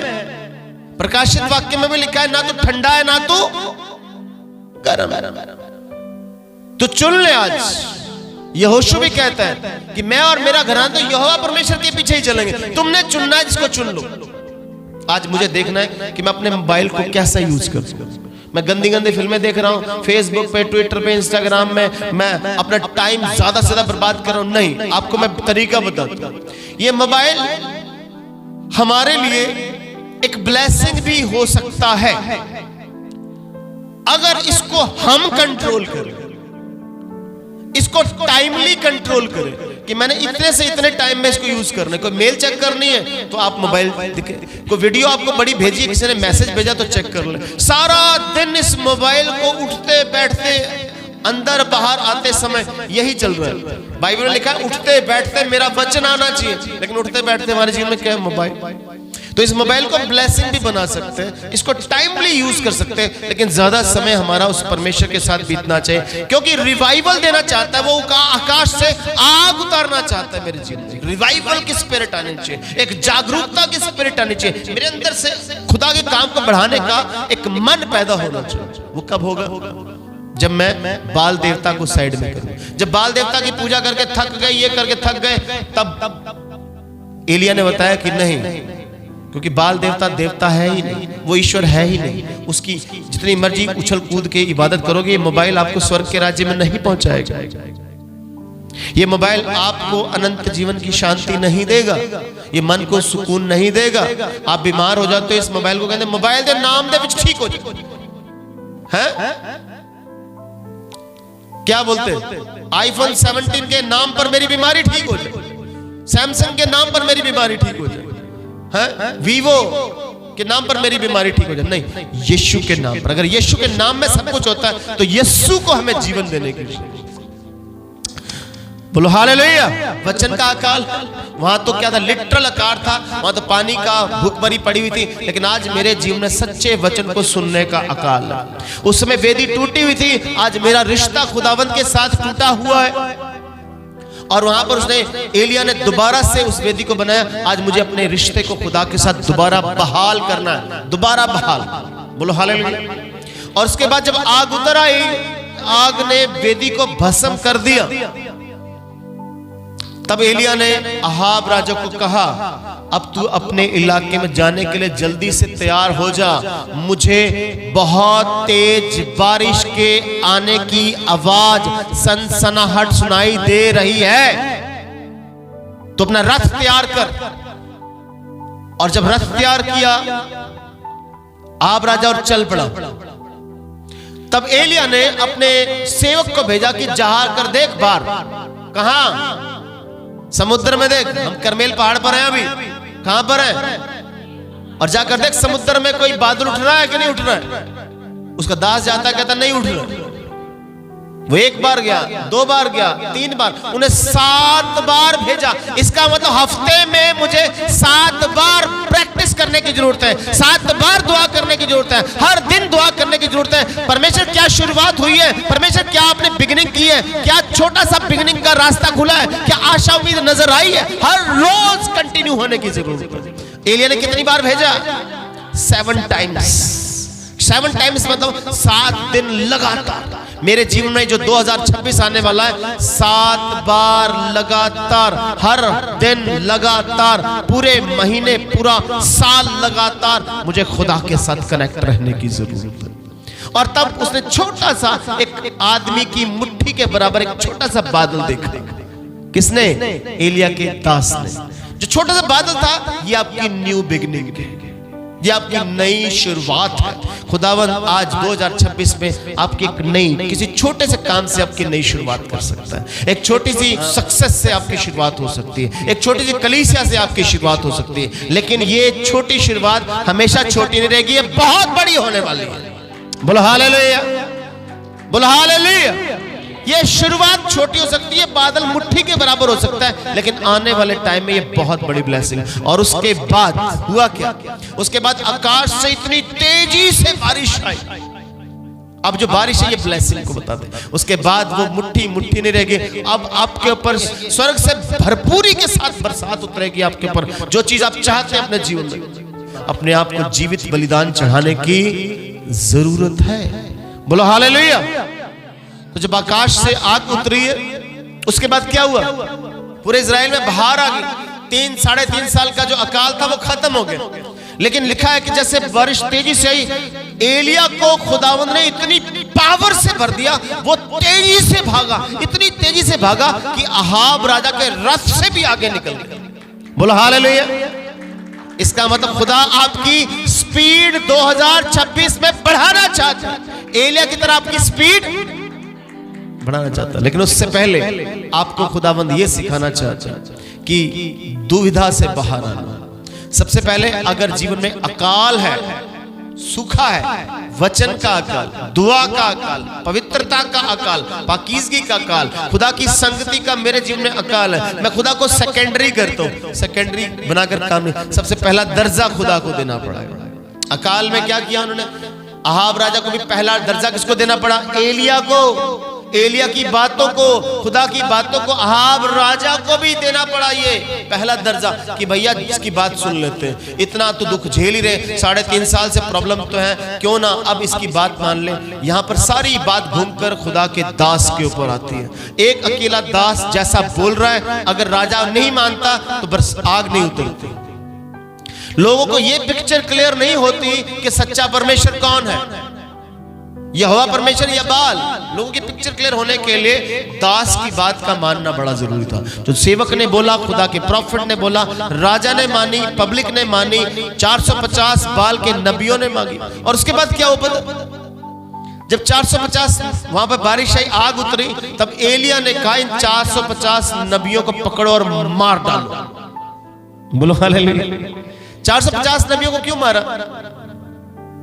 मेरे जीवन में जो चीजें मुझे सच्चे परमेश्वर की ओर जाने से रोकती है, ये बाल के झूठे नबी लोगों को सच्चे परमेश्वर की ओर जाने से रोकते थे, झूठी नबूवतें करते थे। जो चीजें मेरे जीवन में सच्चे परमेश्वर की ओर बढ़ने से रोकती है, उन्हें मुझे मार डालना होगा। बोलो हालेलुया। वो मेरे जीवन में कुछ भी हो सकती है, मेरी गलत आदतें हो सकती है। घूम फिर के हम देखते हैं जो चीजों में हम ज्यादा समय बर्बाद कर रहे हैं, जो परमेश्वर की ओर बढ़ने से मुझे रोकती हैं, वो चीजें मुझे मार डालनी होंगी। जैसे एलिया ने 450 नबियों को मार डाला। बोलो हालेलुया, बोलो हालेलुया। तो 2025 के कड़वे अनुभव और तजुर्बों से अगर आप परेशान हैं, तो 2026 में खुदा आपके उन कड़वों तजुर्बों को मीठे तजुर्बों में बदलने जा रहा है। बोलो हालेलुया। खुदावंद आपको एक नई रोशनी में आगे ले जाकर आपको ब्लेस करना चाहता है। अगर आप चाहते हैं कि भरपूरी की ब्लेसिंग आपके जीवन में, आपके परिवार में, आपकी लाइफ में ब्लेसिंग्स उतरे, तो आपको सबसे पहले जो वचन का अकाल है, इस अकाल को खत्म करने के लिए आपको टूटी हुई वेदी को दोबारा बिल्ड करने की जरूरत है। टूटी हुई वेदी को बनाने के लिए आपको क्या करने की जरूरत है? 12 पत्थर। ये मत सोचो मैं एक दिन दुआ करूंगा तो खुदा सुन लेगा ना। उसने एक दिन की दुआ बाल देवता के पुजारियों की भी नहीं सुनी। उन्होंने अपने लहू को, अपने शरीर को बर्छियों से, छुरियों से मारा, लहू लुहान कर लिया, तब भी नहीं सुनी। आपको एक निर्णय करना पड़ेगा, एक फैसला लेना पड़ेगा कि परमेश्वर मैं 2026 जो आने वाला, पूरा महीना नहीं, पूरा साल प्रभु यीशु तेरे साथ वफादारी के साथ चलूंगा। और हर हफ्ता, हर दिन, जैसे उसने अपने दास को भेजा, 7 बार भेजा, कम से कम मुझे हर हफ्ते, हर दिन प्रभु जी आपके साथ वफादारी के साथ चलने की जरूरत है। एक एक दिन मेरा प्रभु आपके जीवन में, जब पानी डाला गया तो पानी पवित्रता को बताता, मेरी पवित्रता बढ़नी चाहिए, मुझे अपने आप को वहां पर पवित्र करके खुदा की वेदी पर लेकर आना। बोलो हालेलुया। और 3 बार पानी डाला गया, 3 टाइम, दिन में 3 बार, हफ्ते में, पूरे हफ्ते और पूरा साल भर मुझे खुदा के साथ वफादारी के साथ चलना है। तब परमेश्वर एलिया नबी की तरह हमें स्वर्ग से अपनी जागरूकता की स्पिरिट के साथ, रिवाइवल की स्पिरिट के साथ ब्लेस करता है, ताकि हमारे जीवन में इससे पहले कि बारिश हो, बरकतों की बारिश हो, उससे पहले रिवाइवल का स्पिरिट उतरना जरूरी है। बोलो हालेलुया, बोलो हालेलुया। तो पहला सबक हमने ये सीखा कि एलिया और अहाब के बीच में जो भी बातचीत हुई, अहाब को बात माननी पड़ी। क्यों बात माननी पड़ी? क्योंकि एलिया परमेश्वर की बात मानता था। जब आप परमेश्वर की बात मानोगे, परमेश्वर का कहना मानोगे, परमेश्वर के दास की बात मानोगे, तो देखो अहाब जो अपने घोड़े खच्चरों के लिए घास ढूंढ रहा था, सूखी घास ढूंढ रहा था, और उसको खुदा को ढूंढने की जरूरत थी। लेकिन हम यहाँ पर सबक लेंगे, हमने अहाब राजा की तरह दुनिया की चीजों को नहीं ढूंढना, हमने जीवित परमेश्वर को ढूंढना। और एलिया उन्हें समझा रहा है कि तुम्हें घास फूस ढूंढने की जरूरत नहीं है, जीवित परमेश्वर को ढूंढोगे तो वो बारिश करेगा और तुम्हारे बंद दरवाजे खुल जाएंगे, तुम्हारे आशीषों के दरवाजे जो बंद है वो खुल जाएंगे। जहां पर आप कामयाब नहीं हुए वहां पर आप कामयाब हो जाएंगे, जहां पर आप ब्लेस नहीं हुए वहां पर आप ब्लेस हो जाएंगे, जहां पर आपको ठोकर लगी है वहां पर आप संभल कर चलना शुरू हो जाएंगे। बोलो हालेलुया, बोलो हालेलुया। इस पहला राजा उसका 18वां अध्याय, इसको घर में जाकर डिटेल में जब पढ़ेंगे तो आपको कई और बातें सीखने को, समझने को मिलेगी। तो 2025 में जो कुछ हमने अगर नहीं अचीव किया, 2026 में हम उसे अचीव कर सकते हैं। उस अचीवमेंट के लिए हमको परमेश्वर का तरीका अपनाना पड़ेगा। सबसे पहले तो मेरे जीवन में अकाल, अगर वचन का, वचन के सुनने का अकाल है, वचन के पढ़ने का अकाल है, तो उस अकाल को मुझे खत्म करने के लिए अपनी टूटी हुई वेदी को बनाना पड़ेगा। वो टूटी हुई वेदी यानी कि मेरा खुदावंद के साथ टूटा हुआ रिश्ता फिर से बहाल करने की जरूरत है। मुझे वहां पर एलिया की तरह 12 पत्थर यानी कि सारा साल मुझे अपने आप को प्रिपेयर करने की जरूरत है। और वहां पर लकड़ी जो रखी गई वेदी के ऊपर, वो मेरे यीशु के क्रूस को याद कराती है। मुझे क्रूस को हमेशा ध्यान रखना है, यीशु के बलिदान को हमेशा याद रखना, उसकी कुर्बानी को याद रखना। उसके ऊपर जो बछड़ा टुकड़े टुकड़े करके रखा गया गया था और उसको हम यीशु मसीह के साथ जोड़ते हैं कि मेरा यीशु मेरे लिए तोड़ा गया, टुकड़े टुकड़े हुआ और क्रूस पर लटक गया। और उसके बाद पानी के घड़े वहां पर डालने की परछाई इस बात को बताती है कि मुझे उस वेदी पर पवित्रता के साथ अपने पूरे जीवन को दे देना, पवित्रता के साथ अपने जीवन को दे देना। तब स्वर्ग से परमेश्वर का रिवाइवल का स्पिरिट, जागरूकता की आग उतरती है और मेरे जीवन की सारी कमियां जलकर राख हो जाती हैं। तब खुदावंद अपने स्वर्ग के दरवाजे खोलता है और ब्लेसिंग्स की बारिश मेरे ऊपर होती है। बोलो हालेलुया, बोलो हालेलुया, बोलो हालेलुया।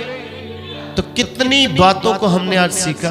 अगर बाल को चुनना है तो बाल के पीछे चलो, अगर खुदावंद को चुनना है तो खुदावंद को चुनो। अगर आप मोबाइल को चुनकर, दुनिया की चीजों को चुनकर खुदा को भी चुन रहे, दोनों काम कर रहे हैं, तो आप 3.5 साल के जो अकाल के समय से बाहर नहीं आ सकते, अपने जीवन के अकाल से बाहर नहीं आ सकते। खुदा आपको ब्लेस करना चाहता है, बारिश देना चाहता है। वो ऐसा कौन सा खुदा है जो आपको 3.5 साल भूखमरी में डाले? क्यों? क्योंकि उन्होंने खुदा की बात नहीं मानी, खुदावंत का हुक्म तोड़ा था। यदि तुम पराये देवताओं की ओर भागोगे, अपना ज्यादा से ज्यादा समय खुदा को छोड़कर दूसरी चीजों में लगाओगे, तुम्हारे जीवन में अकाल बढ़ता चला जाएगा। करमेल पहाड़ पर जो वेदी बनाई गई वो कलवरी क्रूस की क्या है? परछाई। आपको पता है एलिया ने जब बाल देवता के पूजने वाले 450 नबियों को कहा कि सुबह से लेकर तुम प्रार्थना करो, तो सुबह का टाइम 9 बजे का था। कितने बजे का टाइम? क्योंकि व्यवस्था में खुदावंद ने इजराइली लोगों को जब मूसा के द्वारा व्यवस्था दी, तो उस व्यवस्था में खुदावंद ने यह कहा कि तुमने दिन में 2 बार मंदिर में बलिदान चढ़ाना। दिन में 2 बार तुमने क्या करना है? बलिदान चढ़ाना है। एक सुबह 9 बजे, एक शाम को 3 बजे बलिदान चढ़ाना। बोलो हालेलुया। कितने बार, कितने बलिदान चढ़ाना?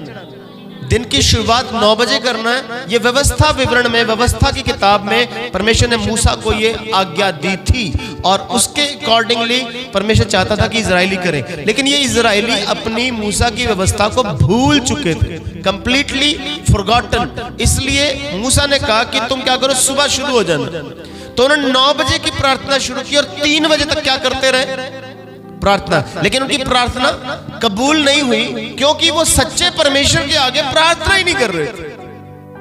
अब इसकी जो परछाई है वो कलवरी क्रूस पर में नजर आती है। यीशु मसीह को क्रूस पर जब लटका दिया गया, वो एग्जैक्ट 9 बजे का टाइम था। बोलो हालेलुया।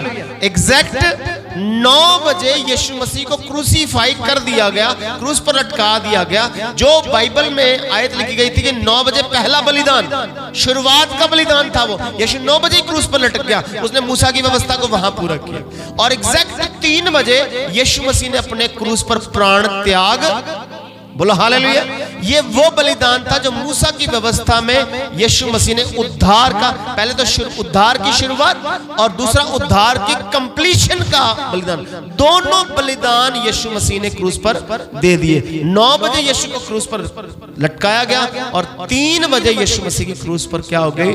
मृत्यु हो गई। इट मींस जो कुछ कलवरी पर्वत पर हुआ वो करमेल पहाड़ पर एलिया पहले से ही दृश्य दिखा चुका था।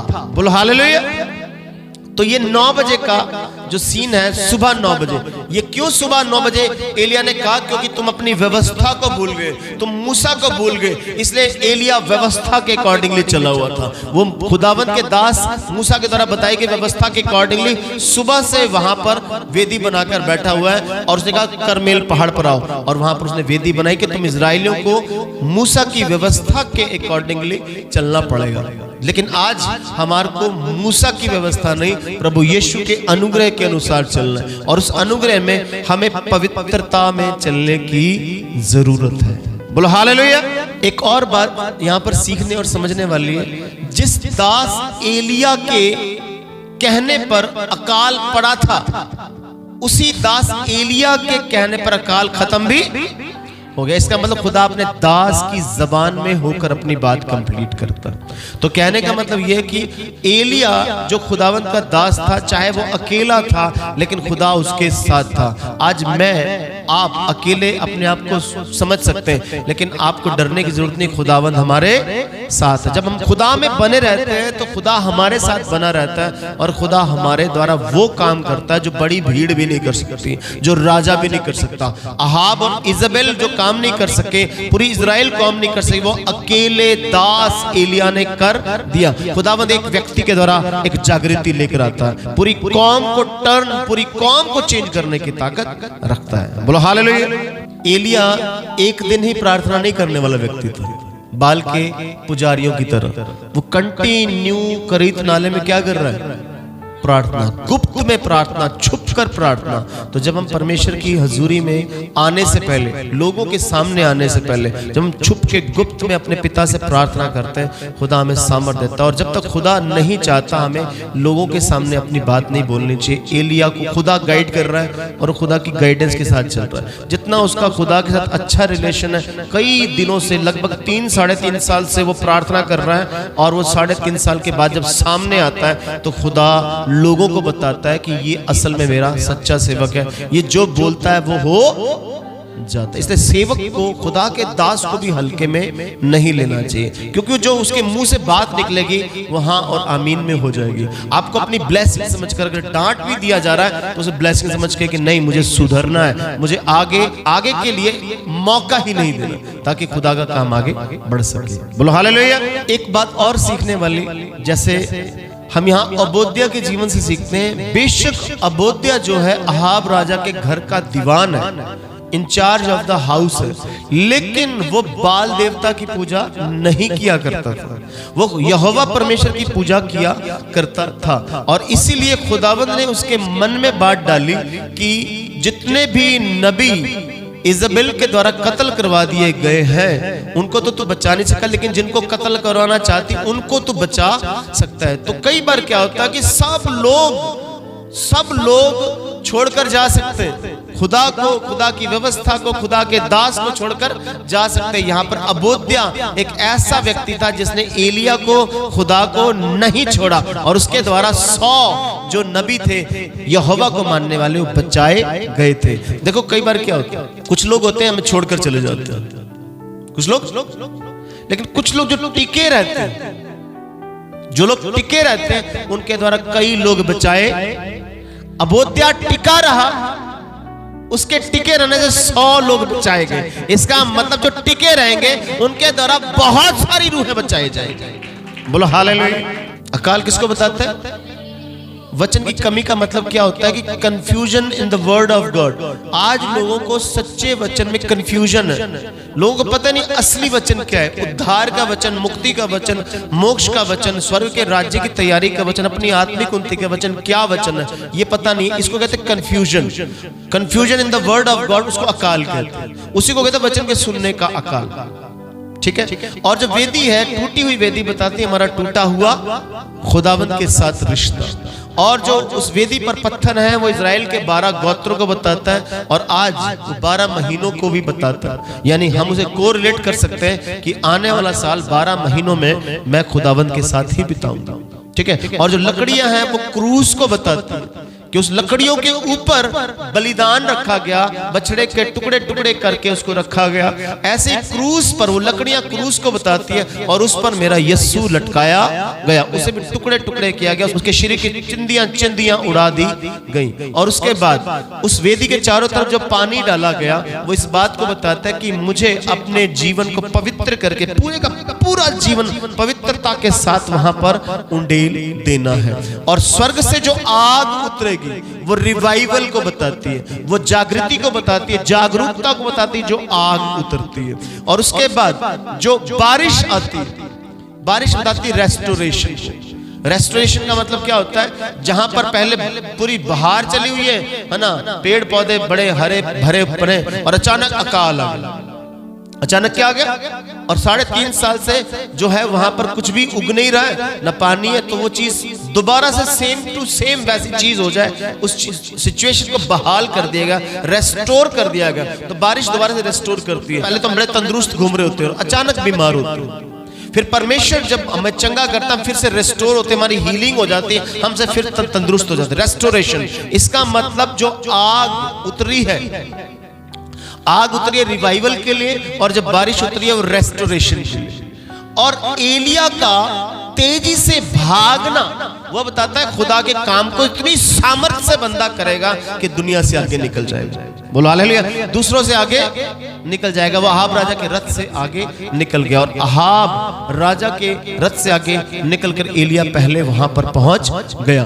दूसरी बात, वहां पर एक और चीज बताती है कि वहां पर एलिया ने अपने शागिर्द को, अपने चेले को भेजा 7 बार। इसका मतलब हफ्ते में मुझे कंटिन्यू, कई बार मेरे जीवन में उम्मीद नजर नहीं आती, पहले दिन उम्मीद नजर नहीं आएगी, दूसरे दिन नजर नहीं आएगी, कंटिन्यू सारा हफ्ता प्रार्थना करेंगे तो एक छोटी सी उम्मीद, छोटी सी आशा आपके जीवन में पैदा हो सकती है।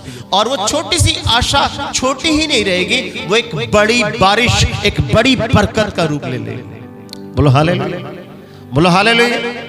और बाल देवता, वहां पर लिखा है बाल देवता को चुनना है या यहोवा को। इसका मतलब मेरे जीवन में परमेश्वर और मैं दुनियादारी की कोई चीज या मोबाइल में ज्यादा इन्वॉल्व हूं, ज्यादा जो टाइम मैं मोबाइल में बिता रहा हूं, तो मुझे दोनों में से एक चीज को चुनना। मोबाइल यूज करना पाप नहीं है, मोबाइल किस तरह से यूज कर रहे हैं, 24 घंटे उसमें अपना दिमाग खराब कर रहे हैं, कचरा अपने दिमाग में डाल रहे हैं, तो ये अब बाल देवता के साथ ही चले हुए। बोलो हालेलुया।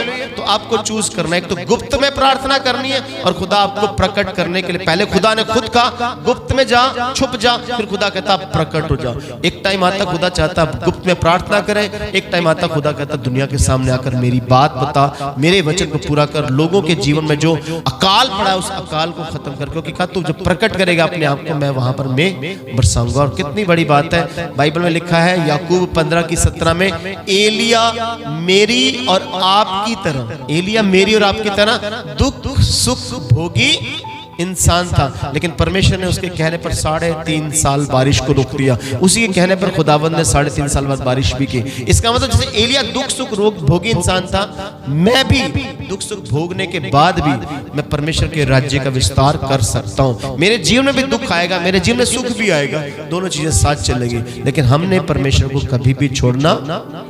बोलो हालेलुया। एक और चीज जो है सीखने वाली, यहाँ पर समझने वाली क्या है कि कई बार परमेश्वर डायरेक्ट भी काम कर सकता है। परमेश्वर एलिया को बोलता कि बारिश आ जाए, तो बारिश आ जाती, क्योंकि एलिया ने कहा था बारिश रुक जा, तो रुक गई। परमेश्वर डायरेक्ट भी कर सकता, लेकिन अब परमेश्वर एक प्रोसेस से गुजारना चाहता है, एक प्रक्रिया से गुजरना चाहता है। क्यों? क्योंकि हमारे जीवन में वो प्रक्रिया का, उस प्रोसेस का पूरा होना जरूरी है। वेदी टूटी हुई है, उसको दोबारा रीबिल्ड करना, ब्रोकन जो ऑल्टर है उसको रीबिल्ड करना बड़ा जरूरी है। मेरा रिश्ता जो खुदा के साथ टूटा है उसको दोबारा रीबिल्ड करना जरूरी है। खुदा डायरेक्ट भी कर सकता है, लेकिन खुदा चाहता अब हम भी कुछ करें, हमारी तरफ से भी कोई शुरुआत हो, तो ब्रोकन जो ऑल्टर है उसको दोबारा बनाना। एक प्रोसेस से पूरी कलीसिया को, पूरी मंडली को, हर एक इंसान को उससे गुजरना पड़ेगा। खुदा डायरेक्ट भी कह सकता है, कर सकता है, उसके अंदर वो काबिलियत है, वो कर सकता है, अथॉरिटी रखता है, लेकिन वो डायरेक्ट नहीं करता।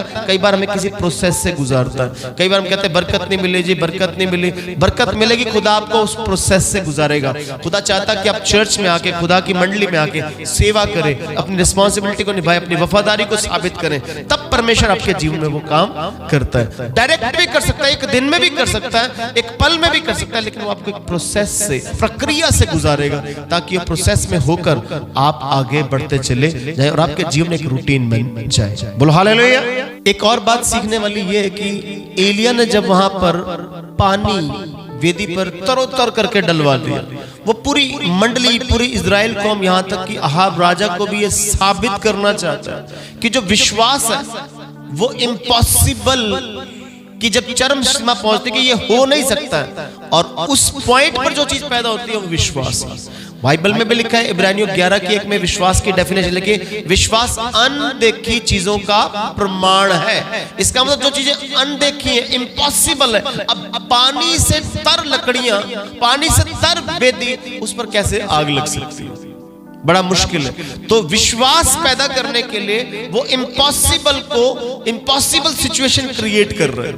खुदा भी हमारे विश्वास को क्रिएट करने के लिए इम्पॉसिबल चीज को पॉसिबल में क्रिएट कर देता है। तो वहां पर पानी से इसलिए वेदी तर कर दी गई ताकि अब जो आग उतरेगी वो तुम्हें साबित करेगी मेरा जीवित परमेश्वर पानी को भी आग लगाकर भस्म करने की ताकत रखता है।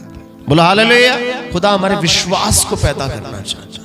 हमारा विश्वास हमेशा इम्पॉसिबल चीज में कभी पैदा नहीं होता। एक कितना हो सकता है, कैसा हो सकता है? लेकिन जब परमेश्वर ने कोई काम करना है तो पैदा। अब उसने मूसा को कहा जाके चट्टान से बात कर। मूसा को क्या कहा?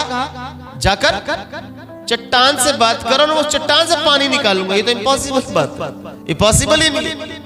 और मूसा ने जब चट्टान से बात की तो पानी निकला है, पूरी इजरायली मंडली ने पिया। खुदावंद ऐसे ही हमारे विश्वास को इम्पॉसिबल सिचुएशन में लेकर जाता है और वहीं पर पॉसिबल करने के लिए हमारा विश्वास पैदा करता है। तो स्वर्ग से आग नहीं उतरनी थी अगर हम इस चीज को ये समझने के लिए तैयार ना हो कि परमेश्वर पानी में भी आग उतारने की ताकत रखता है। कई बार सिचुएशन ऐसी है, कर्जा नहीं उतरेगा जी, 20 लाख 50 लाख कर्जा है, कितना उतरेगा? इम्पॉसिबल लग रहा है, मेरी तो इनकम ही नहीं है, मेरा तो बिजनेस ही नहीं है, कहां से होगा? नहीं, वो करने की ताकत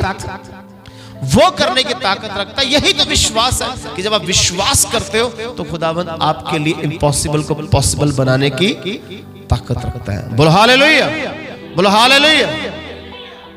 आइए हम अपनी आंखें बंद करें, आइए हम ईमानदारी के साथ प्रार्थना में जाए और प्रार्थना करें। खुदावंद मैं अपने सिर को झुकाता हूं प्रभु, आज के वचन से आपने हमसे बात की है प्रभु। जैसे खुदावंद ने एलिया को हुक्म दिया, खुदावंद ने एलिया को हुक्म दिया कि जाके अपने आप को राजा के सामने प्रस्तुत कर। खुदावंद आप भी हमें दुनिया के सामने प्रस्तुत होने के लिए, दुनिया के सामने आपकी बात पहुंचाने के लिए तैयार करना चाहते हैं। इससे पहले आपने एलिया को कहा जाकर करीत नाले में छुप कर रहे।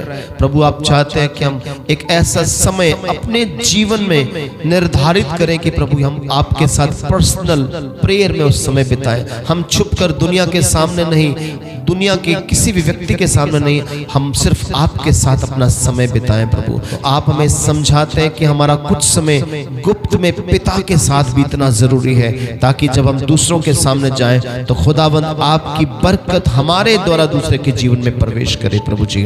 और पिता परमेश्वर हमने सीखा पिता, जैसे उस समय पूरे इजराइल में और खास करके कैपिटल में पिता परमेश्वर, इजराइल की कैपिटल शमरोन में अकाल था पिता परमेश्वर। आज भी अगर किसी के जीवन में प्रभु यीशु वचन का अकाल है, जैसा कि आमोस 8:11 में लिखा है कि उस समय ऐसे समय आएंगे अंत के दिनों में कि रोटी और पानी का अकाल नहीं बल्कि वचन के सुनने ही का अकाल होगा प्रभु जी।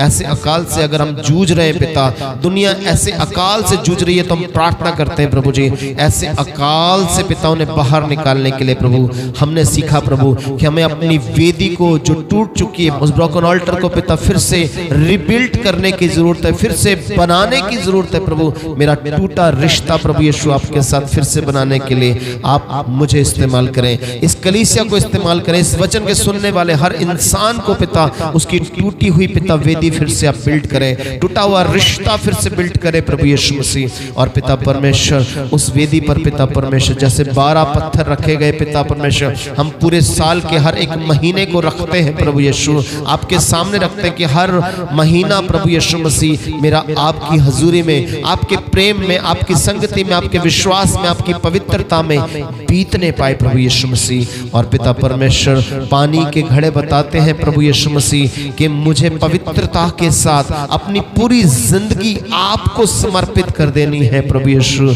और 3 बार पानी को डालने का मतलब है कि दिन में 3 बार पिता परमेश्वर, और उस दास को 7 बार भेजने का मतलब है प्रभु कि पूरे हफ्ता भर हर दिन प्रभु मेरा रिलेशन आपके साथ बना रहे प्रभु यीशु।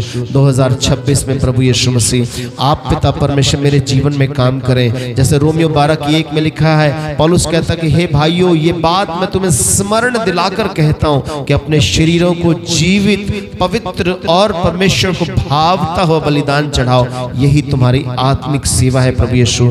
और जैसे पिता परमेश्वर करमेल पहाड़ पर पिता परमेश्वर इजरायली लोगों पर यह प्रकट हुआ कि सच्चा परमेश्वर कौन है पिता। कलवरी क्रूस पर पिता, कलवरी पहाड़ पर यह पता चलता है कि सच्चा परमेश्वर कितना ज्यादा प्रेम करने वाला है प्रभु यीशु, जो खुद को कुर्बान करता है, अपने प्रेम को प्रकट करने के लिए अपने आप को कुर्बान करता है। प्रभु सच्चे जीवित परमेश्वर की पहचान कलवरी क्रूस ने करवाई प्रभु यीशु। जैसे पिता उस वेदी पर लकड़ियां रखी गई पिता, वैसे ही आप लकड़ी के क्रूस पर बलिदान हुए पिता। जैसे वहां पर बछड़े को रखा गया टुकड़े टुकड़े करके पिता, वैसे मेरा प्रभु यीशु आप मेरे लिए टुकड़े टुकड़े हुए हैं पिता परमेश्वर। हम आपकी कुर्बानी को एक पल के लिए बिना भूले प्रभु जी। और 2026 में प्रभु जी एक भरपूरी के साथ, सामर्थ के साथ आकाश से पिता जो आग उतरे मेरे रिवाइवल की प्रभु जी, हमारी कलीसिया के रिवाइवल के पिता, आपके वचन की मुनादी का रिवाइवल आए पिता, इस इलाके में रिवाइवल आए, पूरे पंजाब में रिवाइवल आए, पूरे हिंदुस्तान में, दुनिया के कोने कोने में एक बेदारी आई यीशु मसीह आपके सामर्थ्य नाम में पिता। जो लोग आपको नहीं जानते, जो लोग आपके नाम से अनभिज्ञ अनजान है पिता, वो आपको जान ले प्रभु यीशु। अपने दासों को, दासियों को, अपने विश्वासियों को अद्भुत रीति से इस्तेमाल करें प्रभु जी। एक एक के जीवन में आप काम करें प्रभु जी। हमारे जीवन में प्रभु यीशु आपका पवित्र आत्मा काम करे, आपका पाक रूह काम करे प्रभु यीशु। 2026 में पिता परमेश्वर हम पिता स्वर्ग से आपकी भरपूरी से भरी पिता परमेश्वर ब्लेसिंग्स को देखने पाए पिता। किसी चीज की कमी ना आए प्रभु यीशु मसीह। अपने बच्चों को ब्लेस करें प्रभु जी।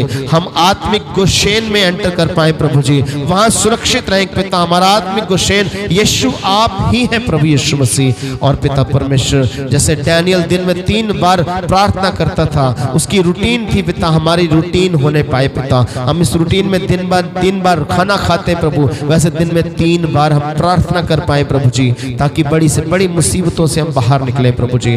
मैं इस पूरी कलीसिया को, हर परिवार को, हर जन को, हर नौजवान को आपके लहू में कवर करता हूँ। इस वचन के सुनने वाले हर व्यक्ति पर आपका अनुग्रह होने पाए, आपका पवित्र आत्मा काम करे, आपकी पवित्र सामर्थ काम करे यीशु। एक एक पर रहम और दया का हाथ बनाए रखें। ये वचन एक एक के दिल में उतरे, जिंदगियों में उतरे, और आपका नाम इनके जीवन में महिमा पाए प्रभु यीशु मसीह के सामर्थी पवित्र अद्भुत जीवित नाम में हम मांग लेते हैं, आमीन, hallelujah.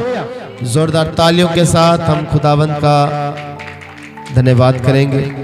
Praise the Lord, hallelujah.